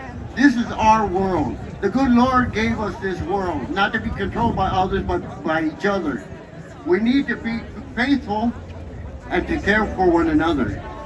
I mean, if we don't take care of each other, they're going to take over. Let's get our world back. Let's protect our people. I mean, Junior was my life. I was a single parent, and he meant the world to me. But I no longer have him, so I have to fight for my grieving families and our vaccine injured. I know thousands and thousands of vaccine injured around the world. And so this is my job now. I'm going to continue fighting for our people. I will not give up. I will lay my life down for our people. So we need to stand together, and we need to get our world back. We need to fight for freedom. No one controls our destiny but us, each other. And as a group, we can do it. We can beat these animals, these evil demons that are in charge. They think they're in charge, they're not. We have full control. So I want to say, again, thank you. Keep the faith, get closer to God, tell your children you love them every day, please. Don't regret not saying that to your kids.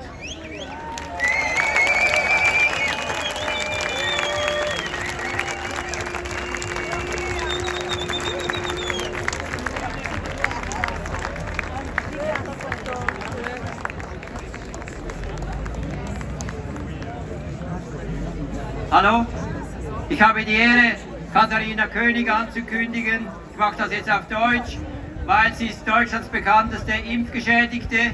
Sie ist eigentlich mehrmals gestorben und wieder zum Leben erweckt worden mit Elektroschocks. Und sie hilft sich jetzt selbst. Sie hat sehr viel Kenntnis in Medizin und jetzt hat sie das Wort. Okay, Katharina. Hello, Switzerland! I am one for millions. Biotech Pfizer, my body. I can so much. They cover up the serious health concerns suffered by people like me. Jews and doctors, they're all liars. The Robert Koch Institute, the Paul Ehrlich Institute, claiming it works and has no side effects. Yes, I am. I had to fear for my life for 4 years. Zero medical case, no treatment. Doctors insulted me. Fuck off doctors in Deutschland and Germany. Fuck you, Klaus Schwab. And fuck you, WHO. Fuck you, WEF. All doctors and health insurance companies have lied to me to this day. Without medication, I will be dead in 6 to 8 weeks. Also fuck you, BioNTech, Pfizer. I couldn't eat for 2 years. A result, I suffered a stroke and multi-organ failure. 10 operations and 12 months. Because doctor didn't help me, I had myself. I'm going on hospital, out at my home and reading a book, another book, und I help myself. Und deshalb fuck you all doctors in the ganzen world.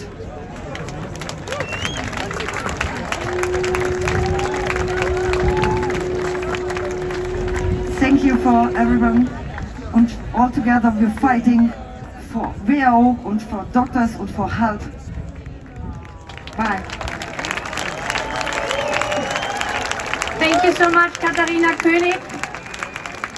For the German-speaking people, she has a Telegram channel and you can find her on social media. Please support her work that she's doing, and she's speaking out for other vaccine injured. And we know there are many. Thank you so much to Maria and Katharina. So our next speaker will be familiar to very many. Steve Kirsch is a former high-tech executive who quit his job to become a full-time journalist and reporter, and he's now written over 1,500 articles on the vaccines, the scientific mechanisms and the harms. So please welcome Steve Kirsch to the stage. Thank you. Thank you.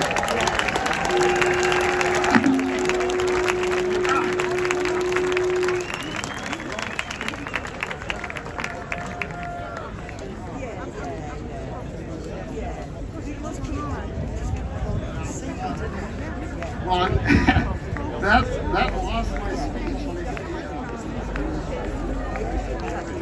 Okay. So let me start off with the most important thing. I've been looking at this data for 2 years, and there is no benefit whatsoever from these COVID vaccines. In fact, they killed more people than they saved. And that data is actually out there. It's in the public domain. But you know, there's not a single mainstream scientist that has analyzed that data, except for me. And when you analyze the data, it shows that the infection fatality rate, or the case fatality rate, actually increased after they rolled out the vaccines to the US nursing homes. There is absolutely no way they can explain that data, so they avoid it like the plague. But the bottom line is that the vaccines actually killed more people than the virus did. The cure was actually more dangerous than the disease. It's incredible. And you know, I have an offer out to anyone in the world for $1 million. I bet $1 million that the vaccines have killed more people than they've saved. And there's nobody in the world that's taken me up on that bet that I issued about 2 years ago. Not a single person. There's only one guy, and he was only willing to bet me $500,000 that he was right. One guy in the world has confidence in our health authorities. That really is confidence building, isn't it? You know, I look forward to a day when we can resolve our differences in public dialogue instead of resorting to censorship and intimidation. I look forward to the day when we have transparency of public health information, because public health outcomes are never improved when we hide the public health data from the public. There is no paper that's been published saying hiding the data will improve public health outcomes. So why do we do it? We need to let doctors be doctors. Your medical treatment shouldn't be dictated from the WHO or from the CDC or from the NIH or from anyone else. They should be between you and your doctor based on your individual circumstances and the opinion of the doctors. We flipped that on its head in this pandemic, and we paid dearly for it, in that these vaccines have killed more people than the virus did. I look forward to a day when public health officials can be challenged. Wouldn't that be great if you could actually question them and have them answer questions? I'm still looking forward to that day. You know, I'm looking forward to a day when a vaccine that has killed more than 10 million people worldwide is actually taken off the market. that be great? I look forward to the day when people finally realize that scientific journals are wrong 90% of the time. You know, these scientific journals, like 10 out of 11 studies show that vaccines do not cause these side effects that the National Academy of Science, Engineering, and Medicine used to make a determination that it doesn't cause Guillain-Barré, it doesn't cause Bell's palsy, and a whole bunch of other conditions. And they say that definitively because 10 out of 11 scientific studies are completely wrong. I look forward to the day when critical thinking skills will be required in order to be a public health official. And I want to thank you all for being here today and supporting us. Thank you.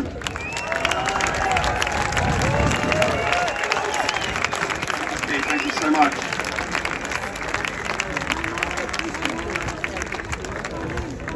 Several of our speakers today have spoken about matters that are of deep importance. People have been harmed by medical interventions, people have lost loved ones, so we're going to have a moment's silence in a minute, but I'm just going to pass you to Maria to say why this is so important during this time. So it is so important to think about all those people that took the so-called vaccine out of solidarity, and now the government, organizations, none of them feels responsible for those who got injured, or especially for those who lost beloved ones. Among them, also parents of little children who died because they took those shots. And we want to do this minute of silence now, but also we want to think of we want to commemorate two wonderful human beings who were in this fight with us together, and they already passed away. Talking about Luc Montagnier,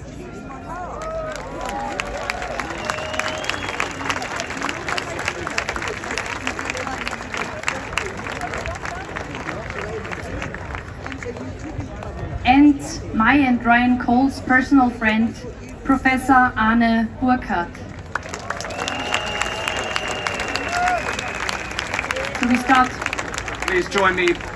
Place your hand on your heart if you feel called, and we'll take a minute to spare our thoughts and our prayers and our love to those who have been harmed and those who have lost loved ones. Please respect a minute of silence, and please can our friends at the back of the stage please be silent for 1 minute alongside us. Thank you so much.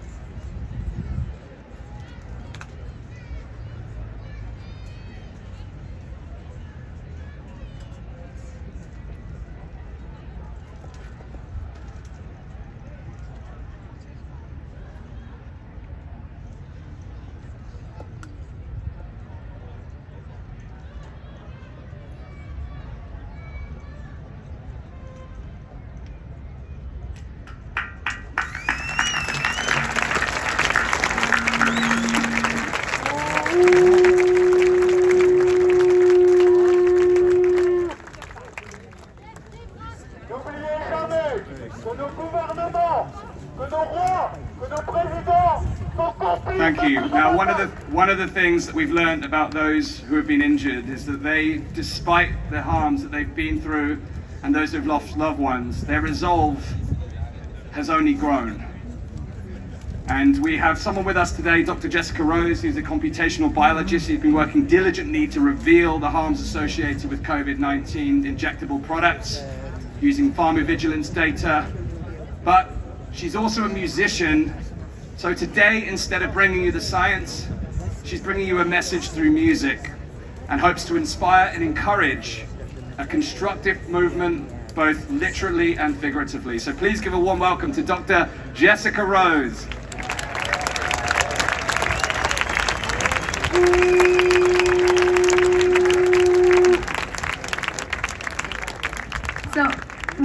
to share a funny story. We have to really share a funny story. So last night, as most of you know, we also live stream on the Highwire today. So thank you, big shout out to the Highwire and the team in Texas. They got up early today. Thank you for Del Bigtree and his wife and beautiful kids who are here with us today. And there's a funny story that I need to share. It's so good. So last night, I think it was 2 a.m. for me. I was sharing the latest stage plan with his team back in Texas. And then I was going through the speakers because they put lower thirds in the screen. And then they said, what happened? Did Jessica Rose marry somebody whose last name is Rep? Because it says Jessica Rose Rep. So no, it's true. This scientist, and I am allowed to call her nerd. That's a thing between us. So she is also a musician. So this is Jessica Rose with a rep. Big applause. Thank you.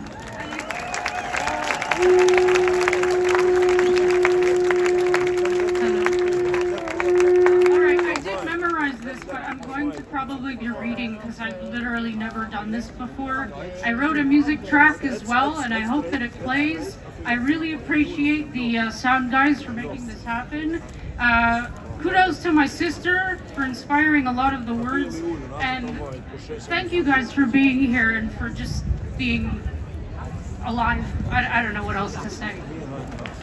Maestro! MC Rap.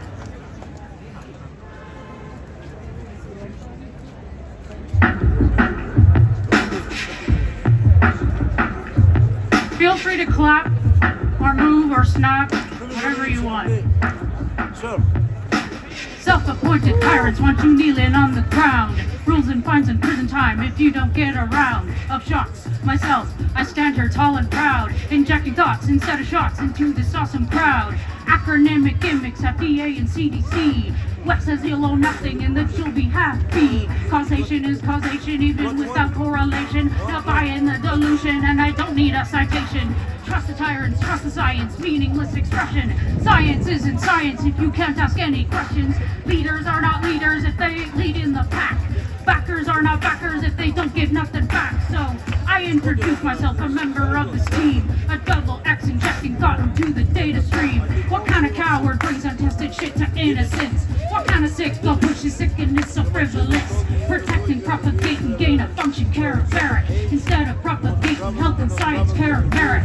Hijack with synthetic chimeric recombinants. Not on the attack, just building up my self-defense. So I introduce myself, a member of this team. A rebel with a cause and a girl with many dreams. Hacking up the truth like a loogie in a sweat. Like Jaguar, we are right, then we ain't seen nothing yet. As they try to push us with their ideology and abuse newly developing technology. Harari believes that there is no free will. Choose today, choose every day, choose not to be a shill. Invasion with persuasion, no permission with request. Informed consent, not what I meant, have jab at your best. You'll likely never know exactly what it is you've done, and also know exactly now how it is we want. So introduce yourselves, a double explanation, a double X and XY hacking to intuition. Thanks for showing us the face you hide behind veneer. Perhaps we needed tyrants to remind us why we're here. One last verse for this righteous alliance. I stand here double X, a girl who really loves science. Remember Queen Christine once said in active non-compliance, let your mere existence be an act of pure defiance.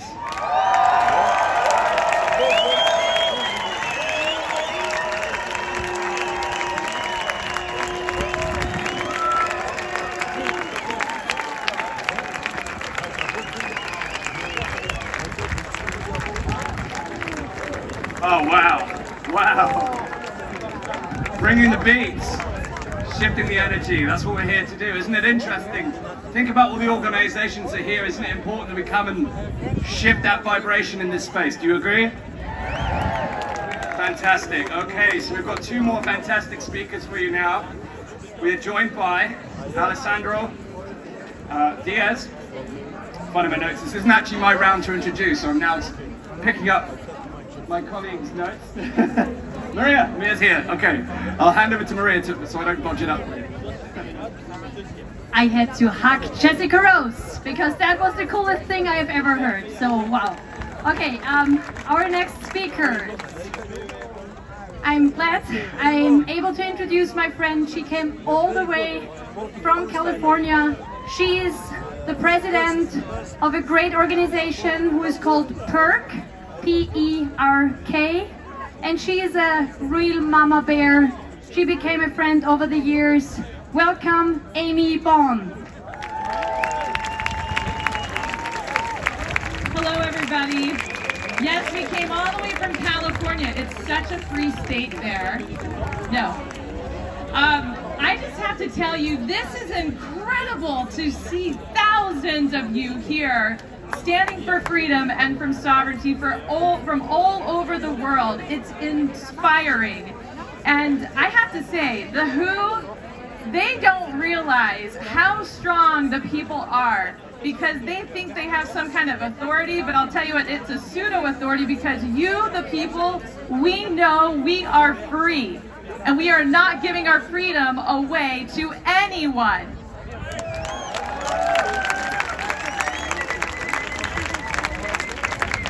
Not only that, but we will not cower or be cowards in this moment, because we were born ready for today.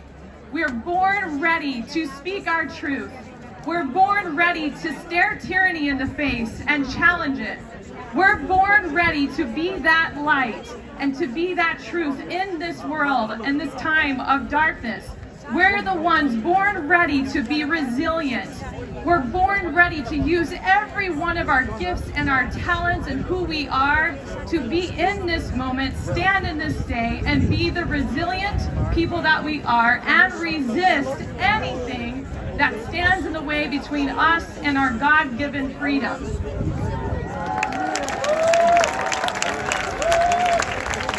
We are the change we seek. We can't rely on someone else to do the work that only you and I can do. You and I are born in this moment, in this day, and I'm telling you, we're born ready to be those fighters, to be the warriors we are, and to be the ones who protect all of our countries across the entire world. And the reason why we're going to protect our freedom and our sovereignty is because in our hearts, we know that love is what wins. Love for our country, love for our children, love for our families, love for our freedom. And there isn't anything that can stop that.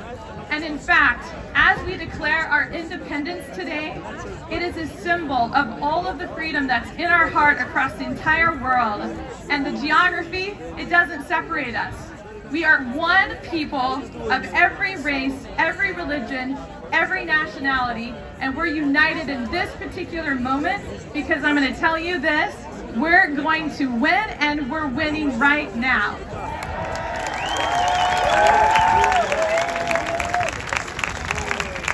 The last thing I'll say to you is this. We have momentum right now. We are winning in every state and every country, and it's because we, the people, know we are free and we are strong, and we're born ready for this moment. Thank you so much. Thank you so much, Amy. Wonderful. So our next speaker is a colleague of mine. I'm also a medical doctor, and this is my colleague, Dr. Alejandro Diaz, coming from Mexico. So,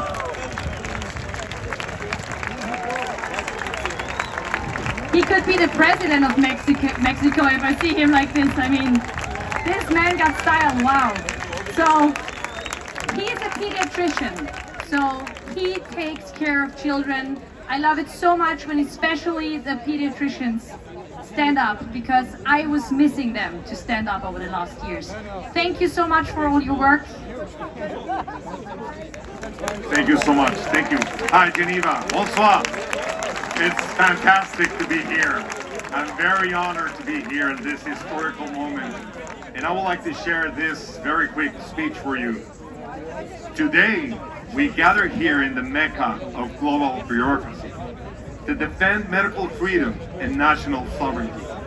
The world's leading health authority, the WHO, sponsored the gross mismanagement of COVID-era health policy, which will have generational consequences. We must not allow them to make the same mistakes for future health contingencies. This treaty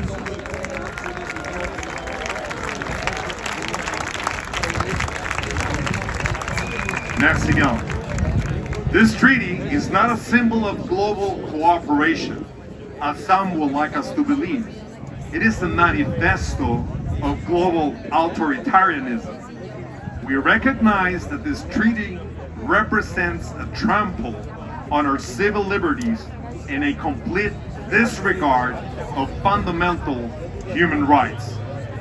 This international organization, which once was regarded as an authority on the issues, now serves only to impose regulations and violate the sovereignty of national governments. They intended to use the pandemic as a pretext to impose authoritarian and erroneous policies on the global population.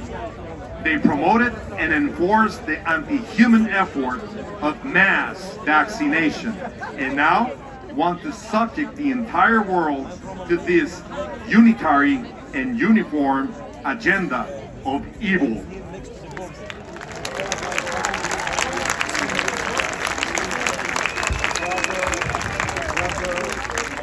Gracias. We must not bow down to an institution led by individuals with no regard for human autonomy. Medical freedom is not only a concept, medical freedom is a human right. International institutions must not infringe on these fundamental principles. We must transform health policies to embrace the vision of true health care, to replace the sick care system that is in place today. I implore governments and heads of states to heed to our calling, to listen to our voices, and recognize that sovereignty as nations, as individuals, and as patients is not negotiable. Thank you so much. Merci bien. Au revoir.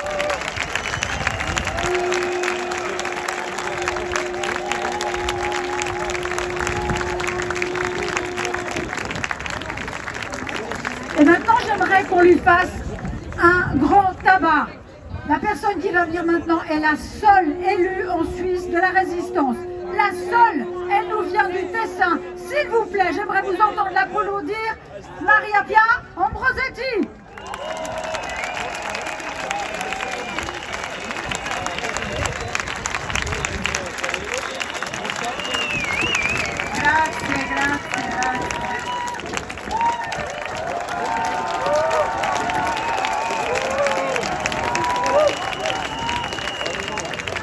Grazie cari amici, amici della gioia, della pace e dell'amore, della giustizia, della verità e della benevolenza e anche della resistenza.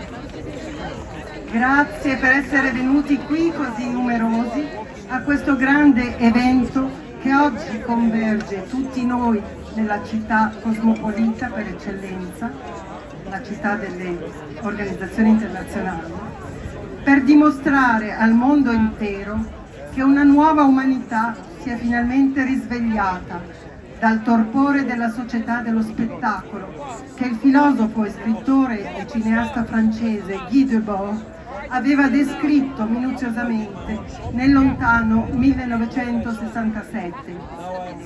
Una società che negli ultimi anni ci ha trattati da reietti, ci ha denigrati, ostracizzati e insultati nel vano tentativo di sottometterci e separarci, divide et impera. Ma il bello è che siamo ancora qui, insieme, più forti e uniti che mai.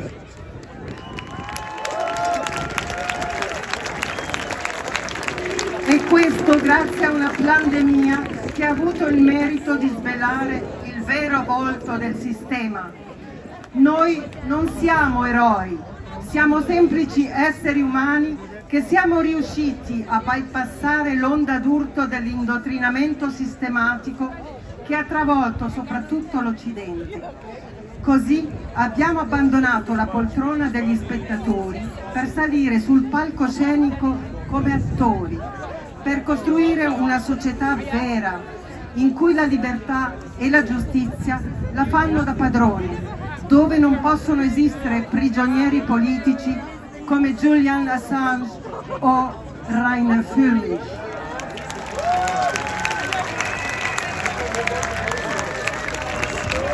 Nella nuova umanità siamo attori creativi, responsabili e determinati e tendiamo la mano a chiunque voglia salire sul palcoscenico insieme a noi.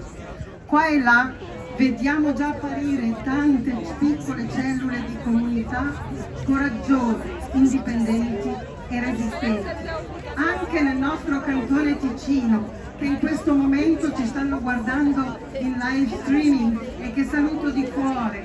Ciao amici, grazie, a presto!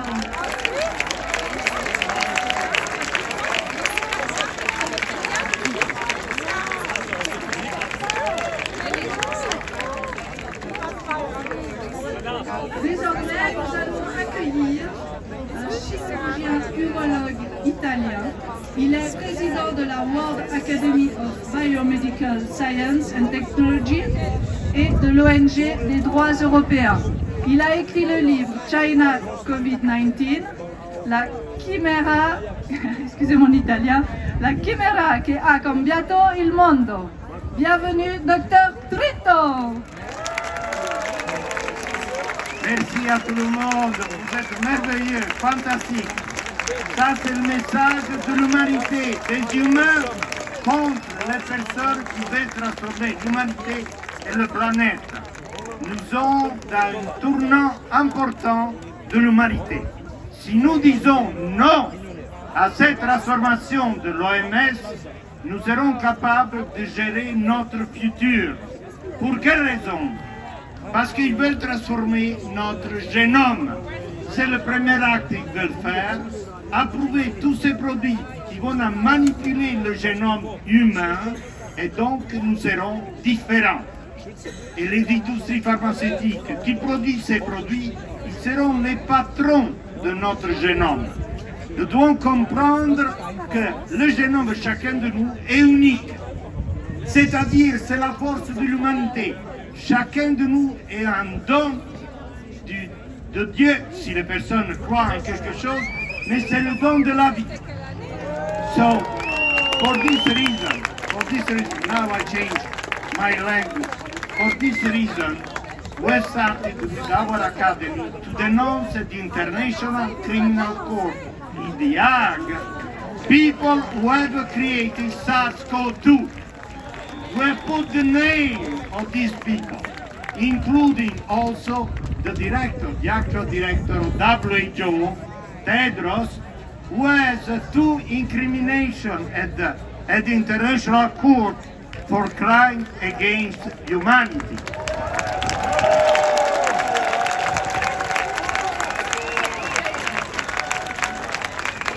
Whoever denounced 9 people, I want to tell you, we will catch them. We will catch them. Because they want to change our immunity, natural immunity system, to reduce our natural defense that we are creating millions of years with our coexistence in this living planet. This is the choice of our freedom, our choice, and our open health against one health.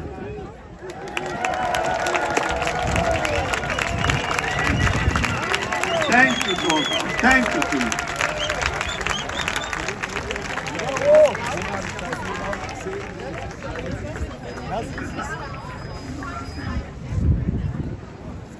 Okay, next up we have James Lindsay, who's a best-selling author, mathematician and leading expert on woke culture and ideology, and he has extensive knowledge of how supranational organizations like the United Nations and WHO influence public affairs. And joining him is Jason Christoph, who's a researcher in mind control and propaganda with a deep understanding of human behavior, and he's going to share how some of these messages are utilized in the way that they have been. So please welcome Jason Christoph and James Lindsay.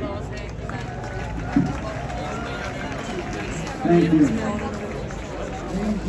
Le froid, parce qu'une fois, moi je suis venue là, moi je me suis.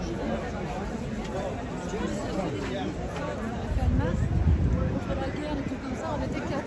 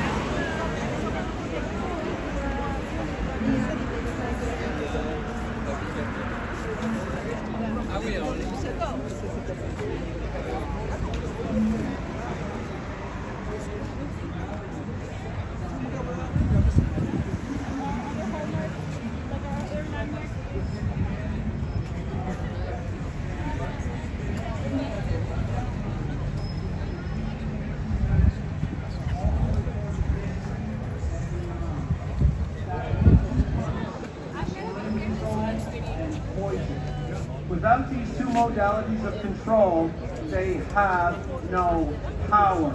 So this is where we strike. If you go to my website, jchristoff.com, I've personally produced two videos for everyone here. One is a magic walking, one right in there, one right in there. Yeah. Don't touch the machine. They don't stand next to you. They stand like 3 meters away. You know how the confusion does this trick. The magic show fails to impress. This group isn't just after you, they're after your children. You're just in the way. Please remember, you are not alone. We are with you. We personally invite you to join us in building a new renaissance of morality, ethics, justice, child protection, and heaven on earth. Once again, thank you very much.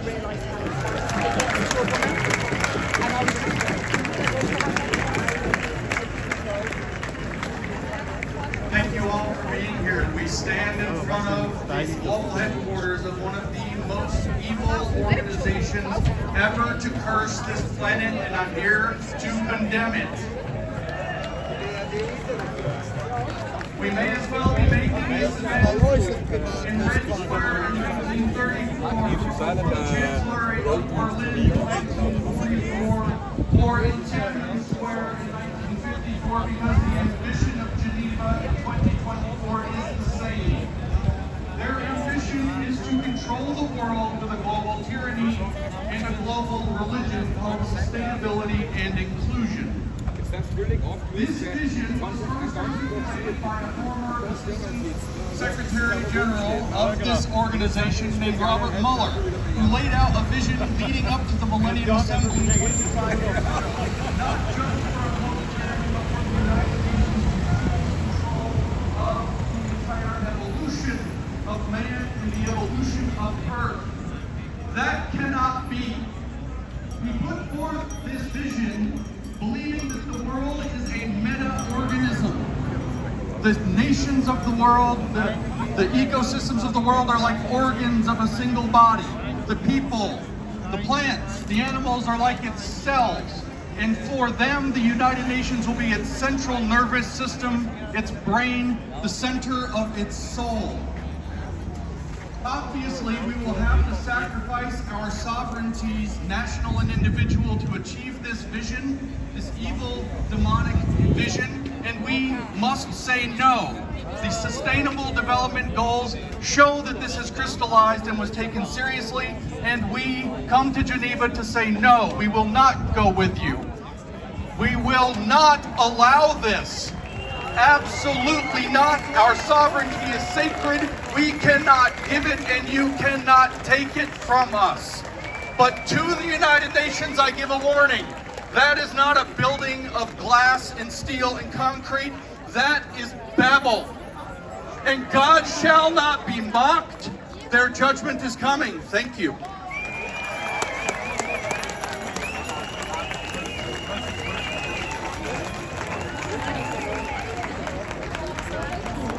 Wow, wonderful.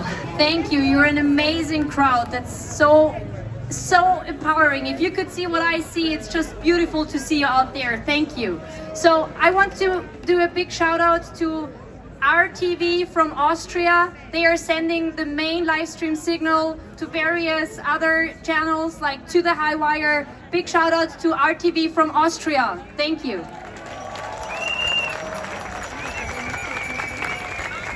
And now, our next speaker. I don't need to introduce him. You know him. He is a physician, a scientist, and a scholar. Welcome, Dr. Robert Malone.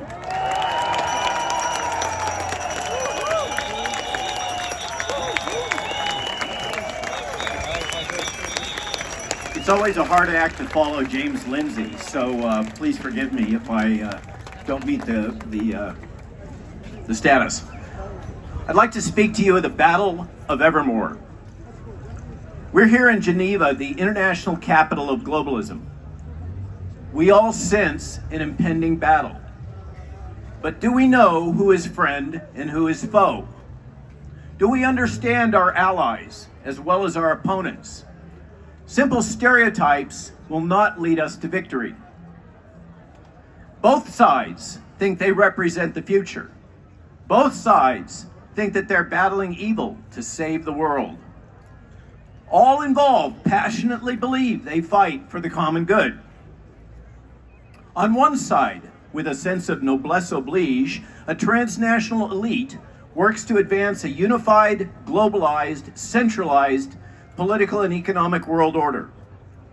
A world order based on a command economy rooted in massive databases, predictive artificial intelligence-driven decision-making, and the merging of man and machine to create a new species.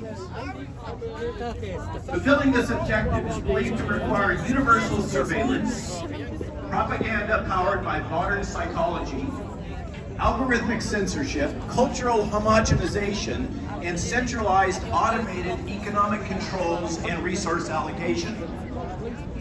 I believe this will be a digital, technocratic, and bureaucratic hell. I believe that Yeats' rough beast, its hour come round at last, now slouches towards Geneva to be born. And I believe in humanity, and I believe in the divine.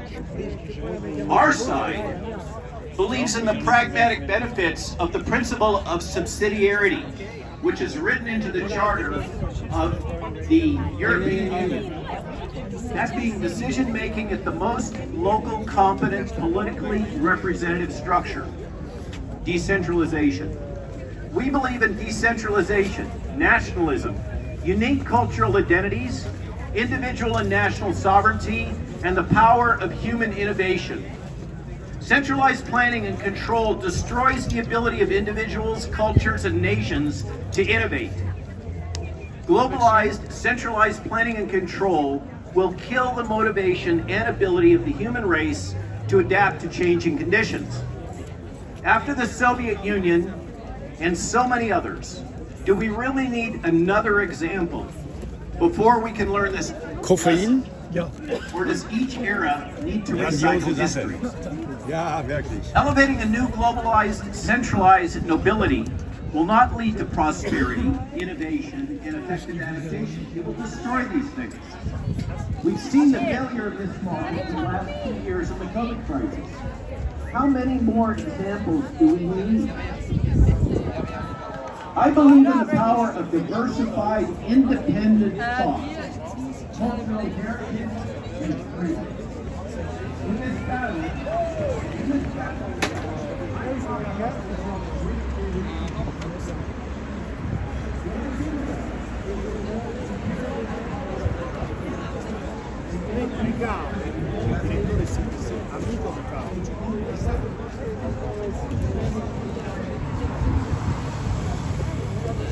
Have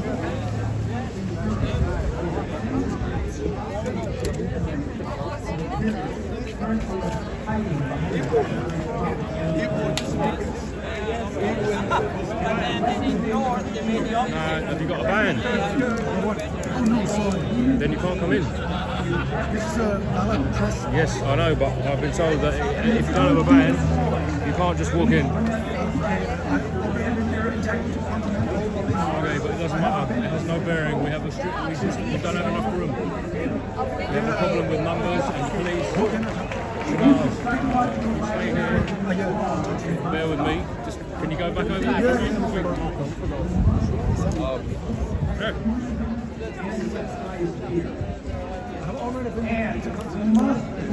Valid press card.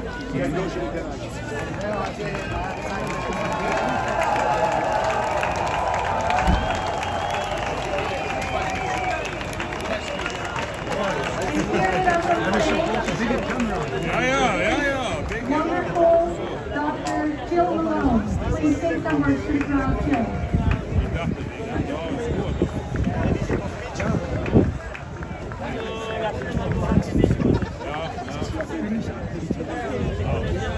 Wonderful wife of Dr. Robert.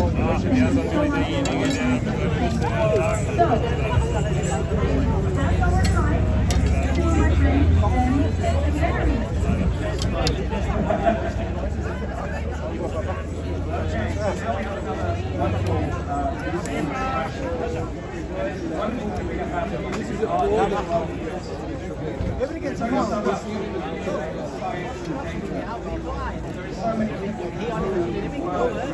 So, that's our time.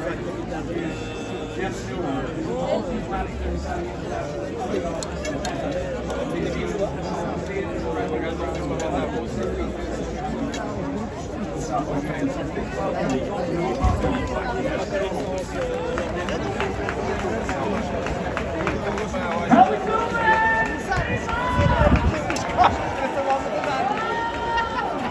Also, ich versuche jetzt hier in den Pressebereich rein zu gelangen. Das ist leider nicht so einfach. Ja.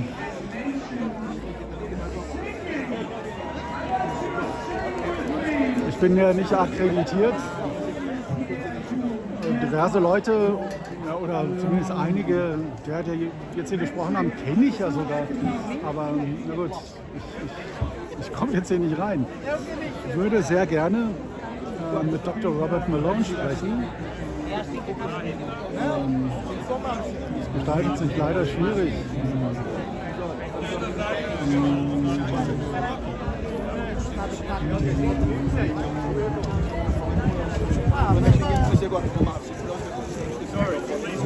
Keine Ahnung, thank you. I can come in. It's okay. It's okay. I'm sorry, I had to check. Yeah. No, it's of course. We've got so many people. Of course. Yeah. Which country are you from? Berlin, Germany. Berlin? Yes. We have met on the press conference, the Continental. No, I wasn't there. You would have met my colleague Nadia, maybe? I met so many people today. Yeah, I know. Me too. Sorry. Thank you very much. Thank you very much. That's great. I hope to speak to you. Okay, ich habe es hineingeschafft. Und jetzt werde ich mal schauen, ob ich Robert Malone irgendwo bekomme. Ich fürchte auch, ich habe nur die kleinste Hürde, die habe ich genommen. Die großen Hürden warten noch. Wo ist er?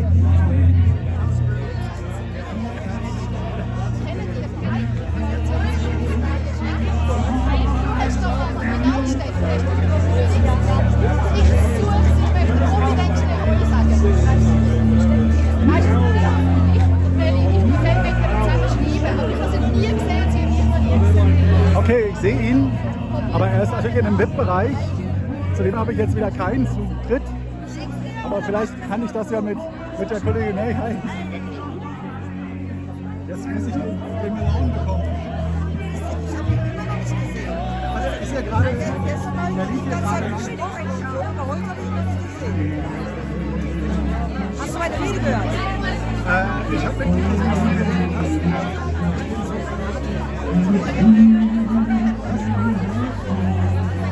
Ich habe gehört, dass es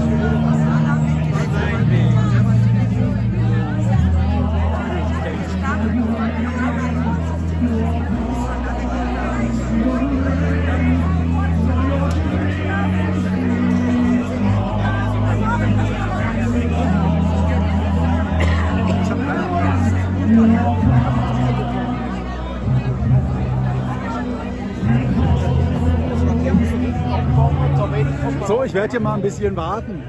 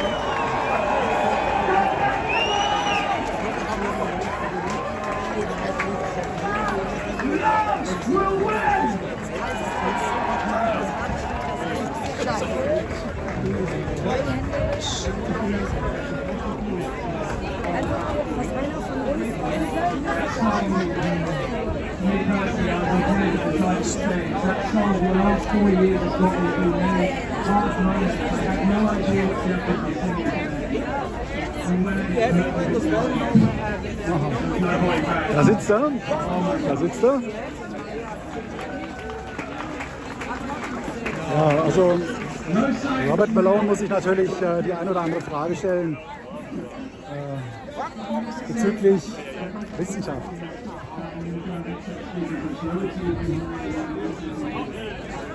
Mir geht's gut, ne? War gut? War gut? I think you like it. I think he's gonna like it a lot. Yeah. I think he's gonna send you a funny message. Ja, hier lassen sie aber viele krachen, ne? Ja.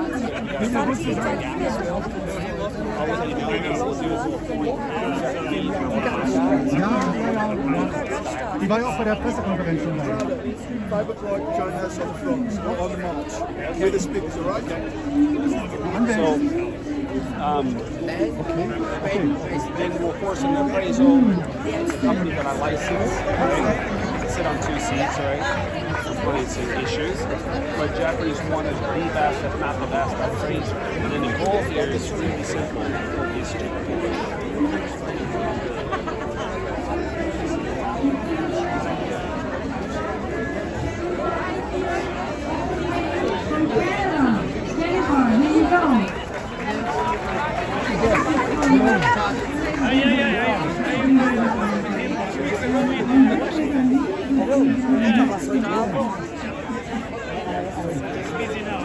Yes, I see. Yeah, I'm waiting for you. Yes, thank you.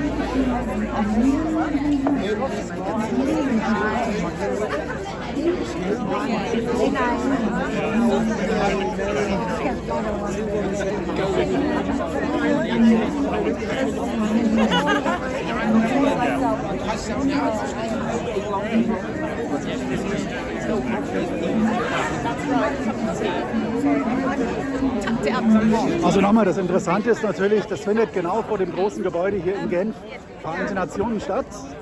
Mal zeigen. The guy there with the white t-shirt, the red hair. Okay, that's him.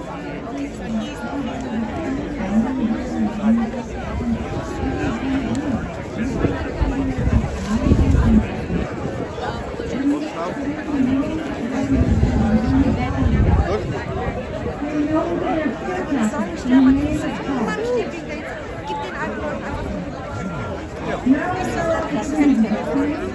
When your roof didn't look like that, it's beat to shit.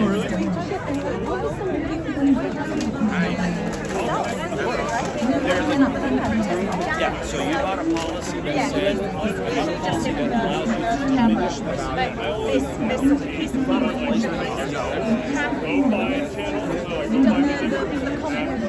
these guys from here, and also showed up at their conferences where one of their top attorneys recorded in a room that says recording, right?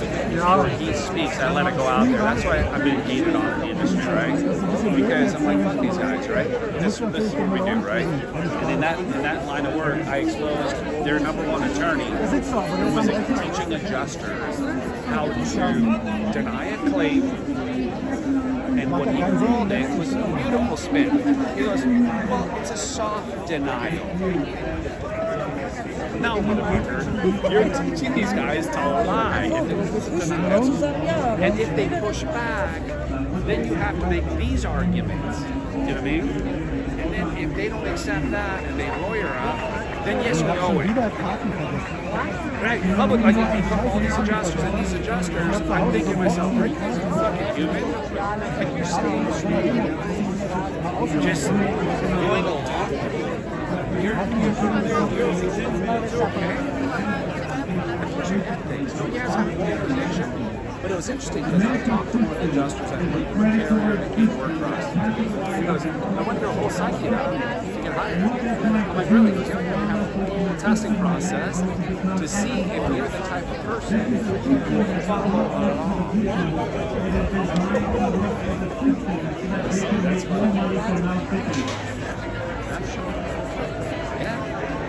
But it's a business, right? So people are like, I said, look, it's so simple. They're in the business of collecting premiums. They're not in the business of paying money.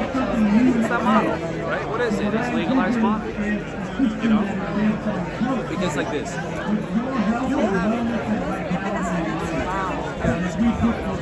Just like this. They went to the streets of Chicago, to the high-rise in Chicago, right? So, they said, you have property, you know, you never know, something may happen. Fire, people steal some shit, you know. You may need protection. Give me a little bit of money, protection. Something may happen. Give you a little bit of money. And then you ask me, oh, what you doing? You did it? What? When you want more money, right? I thank you all for being here today.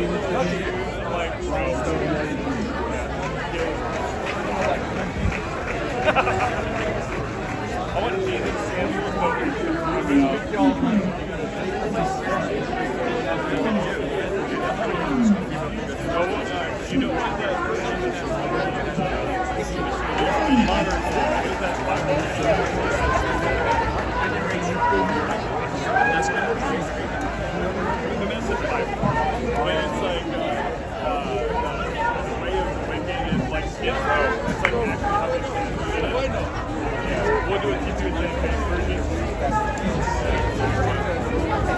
I'll be back. Get my calendar.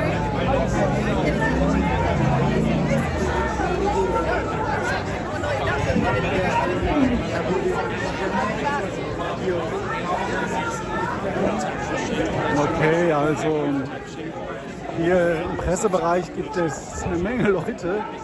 Das habe ich jetzt schon mitbekommen, die auf den Malone warten. Leider auch schon einige, die bereits mit ihm Kontakt haben, aber mal schauen, ob ich mich da irgendwie anschließen kann, irgendwie dazwischen mogeln kann.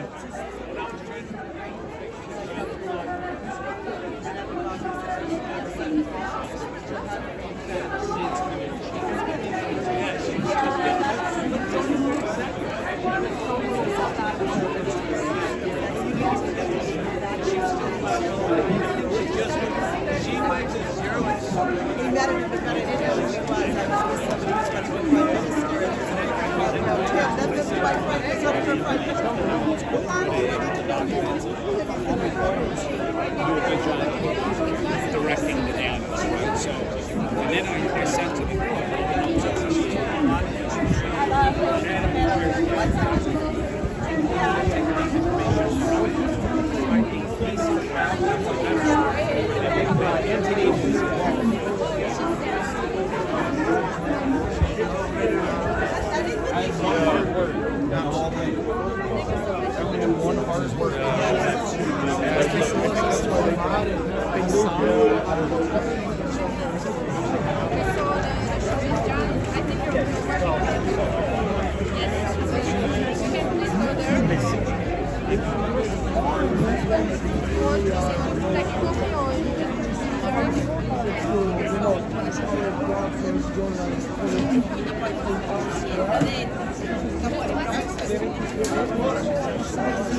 Okay, den Ton werden wir nicht mitkriegen.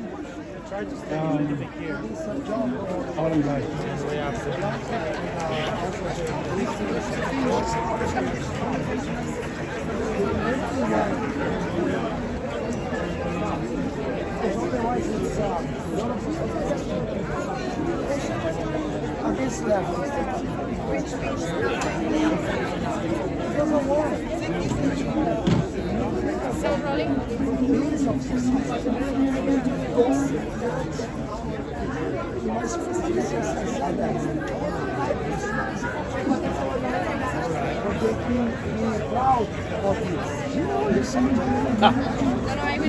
Okay.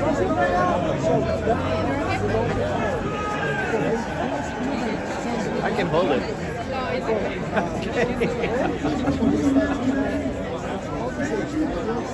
you have a nice trip coming here? Yeah, it was a straight flight from DC. Straight, okay. Yeah, so it was 7.5 hours. Yeah, testing, 1, 2, 3, testing, 1, 2, testing. This is me being agitated. This is me being quiet. Are we getting the adequate audio? Who's the sound man? You are used to that. You okay, Alex? Thank you so much. Are we on? Are we now rolling? We are rolling. Okay, so Thank you so much. are you, but you need to hold this to your mouth when you say this. Oh, we're just going to cut. Okay. You're an expert. Okay. Can you tell us why it's important today to be here in Geneva for you? So this is the second part in an international conference that brought together some of the top freedom fighters from all over the world. And yesterday we had a close conference at a hotel here in Geneva. Today we're meeting the public and speaking here in front of the United Nations building to express our beliefs in what the future should look like and what we're up against in terms of resisting the push to globalism and in particular the imposition of a treaty or accord from the World Health Organization together with the international health regulations that would compromise not only freedom but sovereignty, national sovereignty and individual sovereignty. In Europe and France, many searchers have called out many measures around Many who? measures. Any cultures have called them? Measures around vaccines, many changes around the vaccines. Didier Raoult, the president Yes, of I know Dieter. we talk about hydroxychloroquine, fisting cotton, looking back on the period we have been through, these vaccine mandates, and all these experts. How do you compare what happens in Europe to the US? So I've had the pleasure of meeting Dr. Raoult during one of the international COVID summits where we met him in Marseille and provided scientific presentations, and then we moved to Massy outside of Paris and held a rally much like this one. And what has struck me in all of my travels to Europe, to Brussels, to Marseille, Massy, to Rome, and now recently to Bucharest, has been how similar all the policies and practices, as well as the propaganda message, have been throughout the world. Again, also visiting Vienna, I was shocked to find that the same strategies of purchasing influencers through payments early on in the COVID crisis to get them to endorse these policies were deployed just as they were in the United States and throughout Europe and throughout the Western world. It's been shocking to me how harmonized the propaganda and the policies have been, particularly through the West and most particularly within the Five Eyes nations that are controlled by the Five Eyes Intelligence Alliance, which is of course closely allied with NATO. What's your perspective on the new standards in the new pandemic treaty? So I believe that, as I said in my speech, that if we extend empathy, if we try to understand the frame of reference that the World Health Organization and those that it represents, these global elites, have endorsed and seem to fully believe in, it seems like they have a sense of noblesse oblige, that they truly believe that the world is in danger of a major, we could call it existential crisis, a major global environmental catastrophe, major economic catastrophes, and they seem to truly believe that the solution to this is centralized control, centralized planning, what many of us would call socialist Marxism. Others might call it corporatism, or might even say that it has the characteristics of 20th century fascism, but with a new technology aspect. Hence the endorsement of transhumanism, as I just was speaking about here on the podium. I think that they are fundamentally wrong. I believe that the solution to enable human innovation and to avoid the Malthusian trap that they believe we are heading towards of overpopulation and economic and environmental damage is to enable innovation. And innovation is killed by centralized control, by command economies. The Epoch Times and NTD News knows well the impact of centralized planning and command economies because they have roots in the CCP and the current Chinese regime. They understand your readership and the leadership of NTD News and Epoch Times fully understands the threat of the centralized control that is practiced by the CCP and which the World Health Organization seems to endorse in their pandemic accord or treaty and the international health regulations. Of course, the paradox that's not widely appreciated is that this really represents the geopolitical interests of the United States. The World Health Organization's pandemic accord or pandemic treaty and the international health regulation updates originate with the United States government, particularly the Department of Health and Human Services. They're designed to advance U.S. government interests. And we can now see that the fist is out of the glove with the policies that the United States government is now threatening to the emerging economies, that if they don't get on board and endorse this pandemic treaty or accord, then the subsidies and funding that has been distributed to them from the United States government in the form of various types of aid will be withdrawn. This is corrupt. This is clearly an exercise in enticement and coercion that is being performed by the United States government in a desperate attempt to get the emerging economies of the world to endorse this agenda from the World Health Organization. It's really the hidden hand of the United States government and its foreign policy.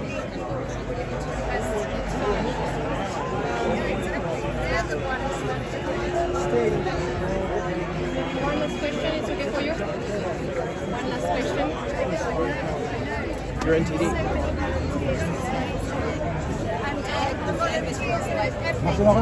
You're kind of speaking to yourself. The Republican senators have urged Joe Biden's administration not to endorse the WHO agreement. Do you think we can expect an appropriate response from politics at the point we are at? It depends on how you define appropriate. I'm convinced that the Biden administration has absolutely no care for what the Republican senators have to say about anything. The Biden administration, as I observe it, has become lawless. It plays a game with its opposition, the Republicans, of catch me if you can. It plays the game of breaking the law and disrespecting the Constitution and essentially forcing its opponents to take them to court, which is a biased system that will take years to develop and millions of dollars. But that's the game that's being played. It's called Catch Me If You Can, and it represents basically a fundamental shift in this current administration towards a complete disrespect for the rule of law. You have one last word for the audience? We want freedom, damn it. Thank you so much. We will send you the link once it's online. Send it to Jan too. Thank you so much. And have a nice travel. Thank you so much. Or at least a nice cup of coffee. Hello, excuse me. My name is Jens Zimmer. I'm from InfraRot Media. We are former people from RT. I'm very sorry that I'm here with a smartphone only. Usually, I would prefer a camera. Would you answer some questions? Yeah, but it's a very nice tripod. Sorry? It's a very nice tripod. Not really. it's terrible. It's not a stable cam. But it will work. It will work. Okay. If you would answer some questions. I will do my best, briefly. Yes. It's pretty simple and straightforward questions. Mr. Malone, you're a scientist. You're not any scientist. You made a name during the time of the pandemics.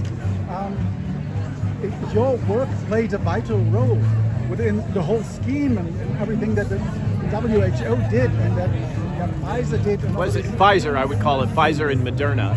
Yes. I think WHO was a colluder, not the primary driver. So my first question would be, what happened to science?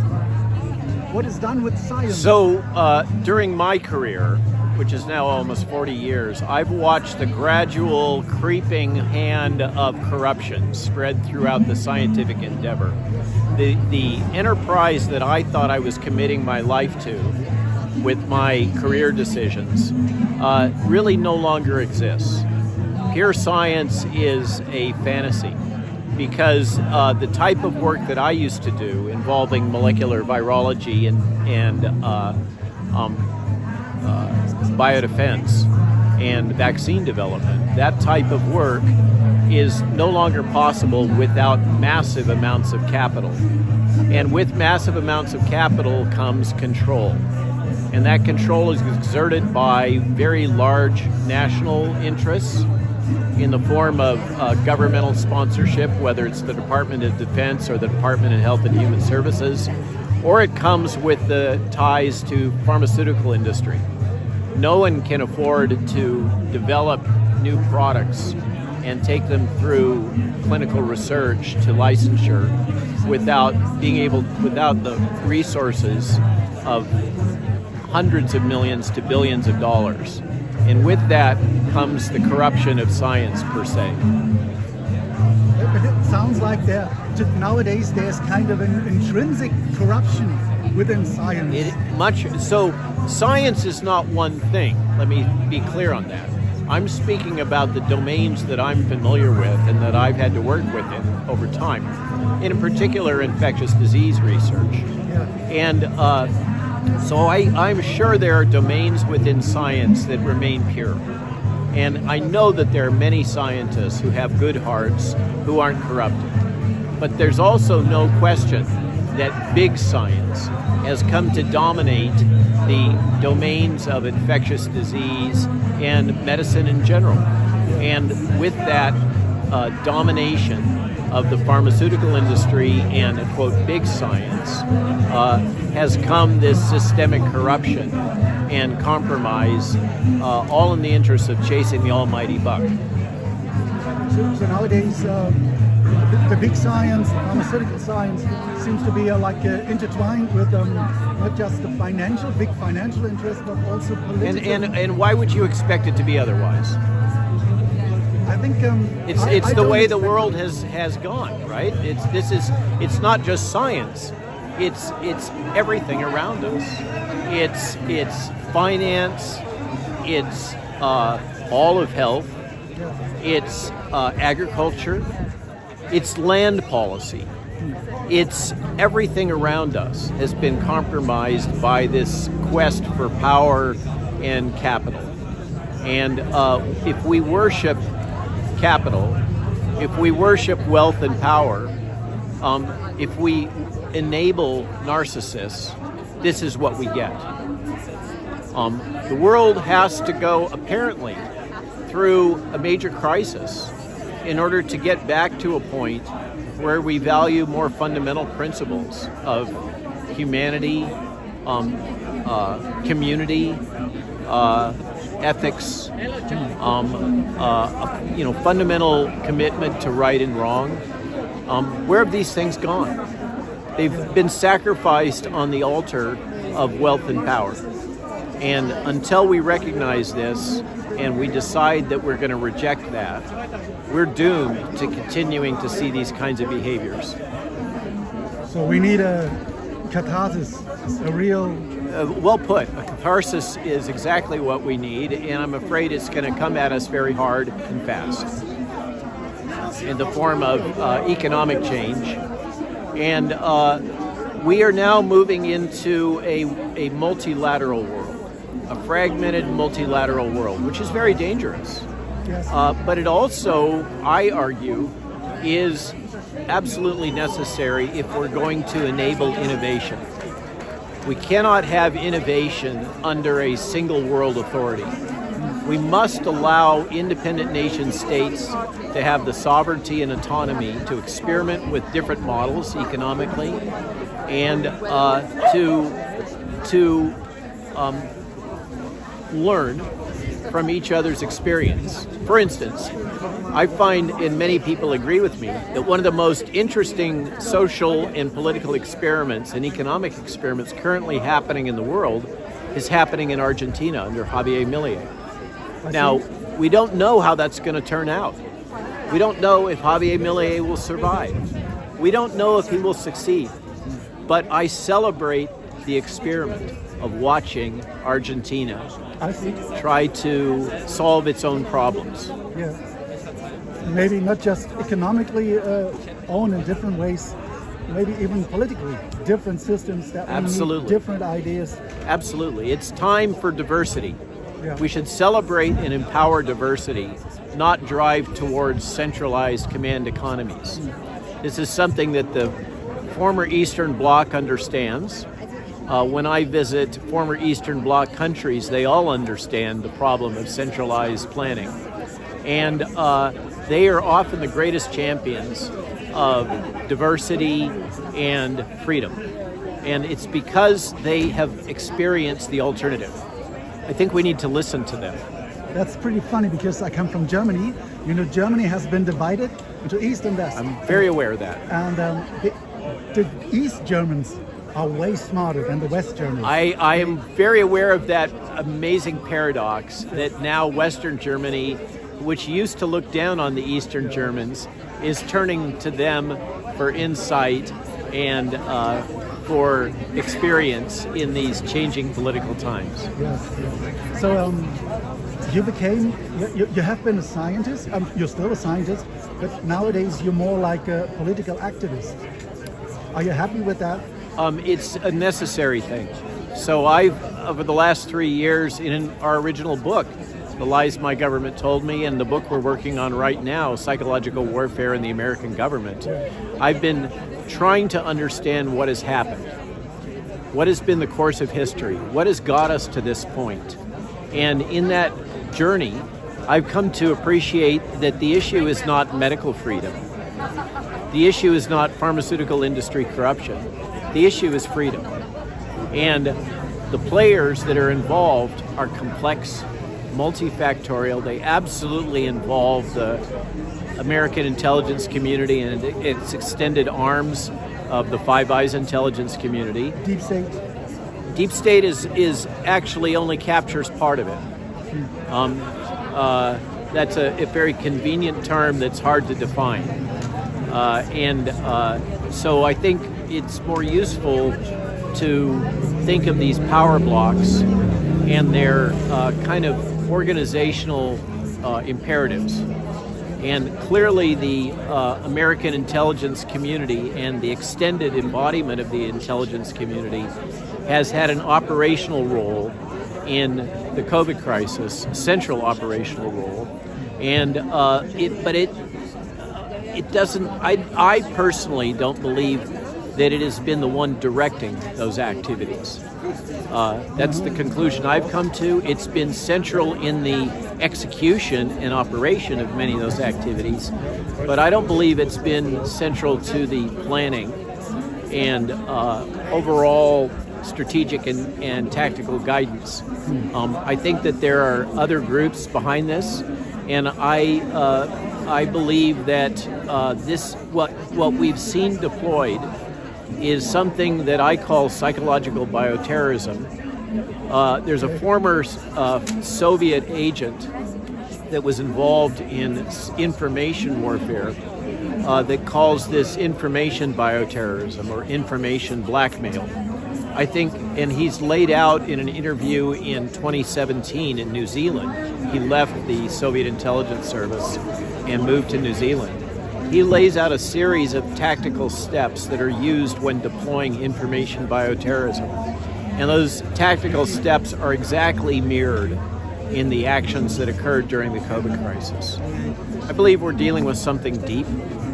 I don't fully understand who or what is behind it. There are many theories. I'm positive that it's not Klaus Schwab, who is the puppet master. I'm positive that it's not Tony Fauci that's the puppet master. I'm positive that Peter Daszak knows who the puppet master is. And that's about as far as I can go. I wouldn't go that far. But when I try to explain thoughts of this, I use a black hole. Yeah? You cannot see it, you cannot measure it, you can just watch everything around it, and you know there must be something. What you can do is you can identify the event horizon. Yes, exactly. You see everything else. Yeah, you know something must be there. Yeah? I got a last question for you. Right now, some people and some media start to try. It looks like a new panic. It's the bird flu in the United States. And I speak out about that almost every day. Yeah. So, do you think the same actors? Do you think different actors? Absolutely, the same actors. Same actors.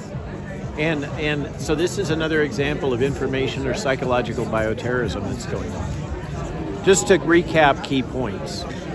And the weapon that we can deploy to counter this kind of bioterrorism, this information or psychological bioterrorism, is knowledge. Yes. Okay, so here's some key knowledge bullet points relating to H5N1. H5N1, otherwise known as bird flu, is endemic in waterfowl. Migratory waterfowl have had H5N1 infections for decades, if not all of history. There is no way to eradicate H5N1.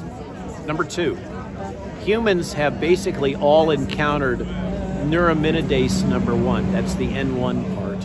They've all encountered influenza A, which is what this is. It's a variant of influenza A. So it's not a danger. So they all have partial immunity. They generally have not encountered hemagglutinin number 5, that's H5, because H5 is evolved for bird receptors. Okay? There is no current evidence of sustained human-to-human transmission or even mammal-to-mammal transmission of H5N1. There are 2 cases of H5N1 in humans that have been reported recently in the United States. Both of them involve dairy workers. Now, the FDA and the European CDC and the WHO report that the case fatality rate of H5N1 is 50 to 60%. That's a false number. It reflects what's called reporting bias. Okay? It's an analytical data bias because it's only capturing those cases that present to hospitalists, basically, with severe disease. Okay? And no surprise, because they have some defect in their immune system, or they got a huge dose of H5N1 because they were slaughtering ducks or something. No surprise that those people have developed severe disease, and once they're identified as having severe disease, they have a high mortality rate. But that doesn't reflect what happens when H5N1 is encountered by you and me, healthy humans. In fact, we've probably all been experienced with H5N1 if we've ever gone swimming in a mountain lake that is inhabited or visited by ducks and geese, because ducks and geese poop huge amounts of influenza virus into the water, and that influenza virus survives long periods of time in water. Okay? Cows that drink from open water sources where ducks and geese have landed are exposed to H5N1. Now, those 2 cases in the United States in dairy workers, did they die? Did they get very sick? No, they developed pink eye, which they recovered from spontaneously. Okay? So if it had a 50 to 60% case fatality rate, one of them would already be dead and the other would be sick. Yeah. That hasn't happened. Okay? So don't fear H5N1. Now, there's a caveat. There has been gain-of-function research on H5N1. That was done at the Rasmus Institute and at the University of Wisconsin. It was the thing that caused the original suspension of gain-of-function research under the Obama administration. These people published these results, and so it's known, it's in the scientific literature, an experienced bioengineer can engineer a infectious H5N1 that will be transmitted from mammal to mammal. Okay? But here's the thing.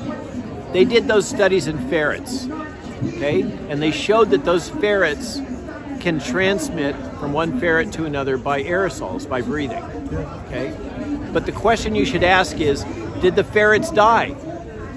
The answer is no, okay?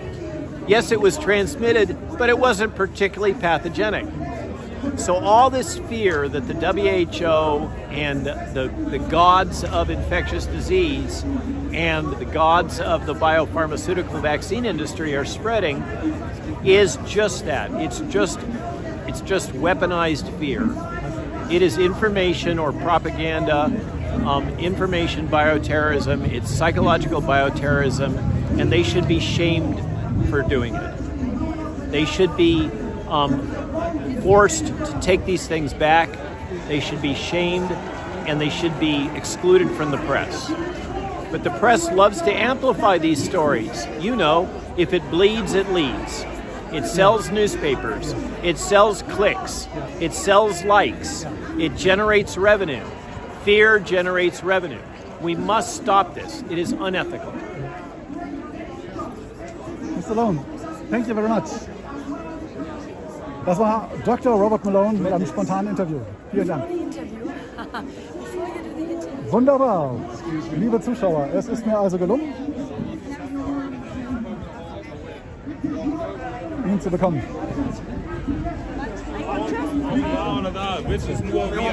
Vielen Dank. Vielen Dank, vielen Dank, vielen Dank. Je pas ta carte de presse? Oui.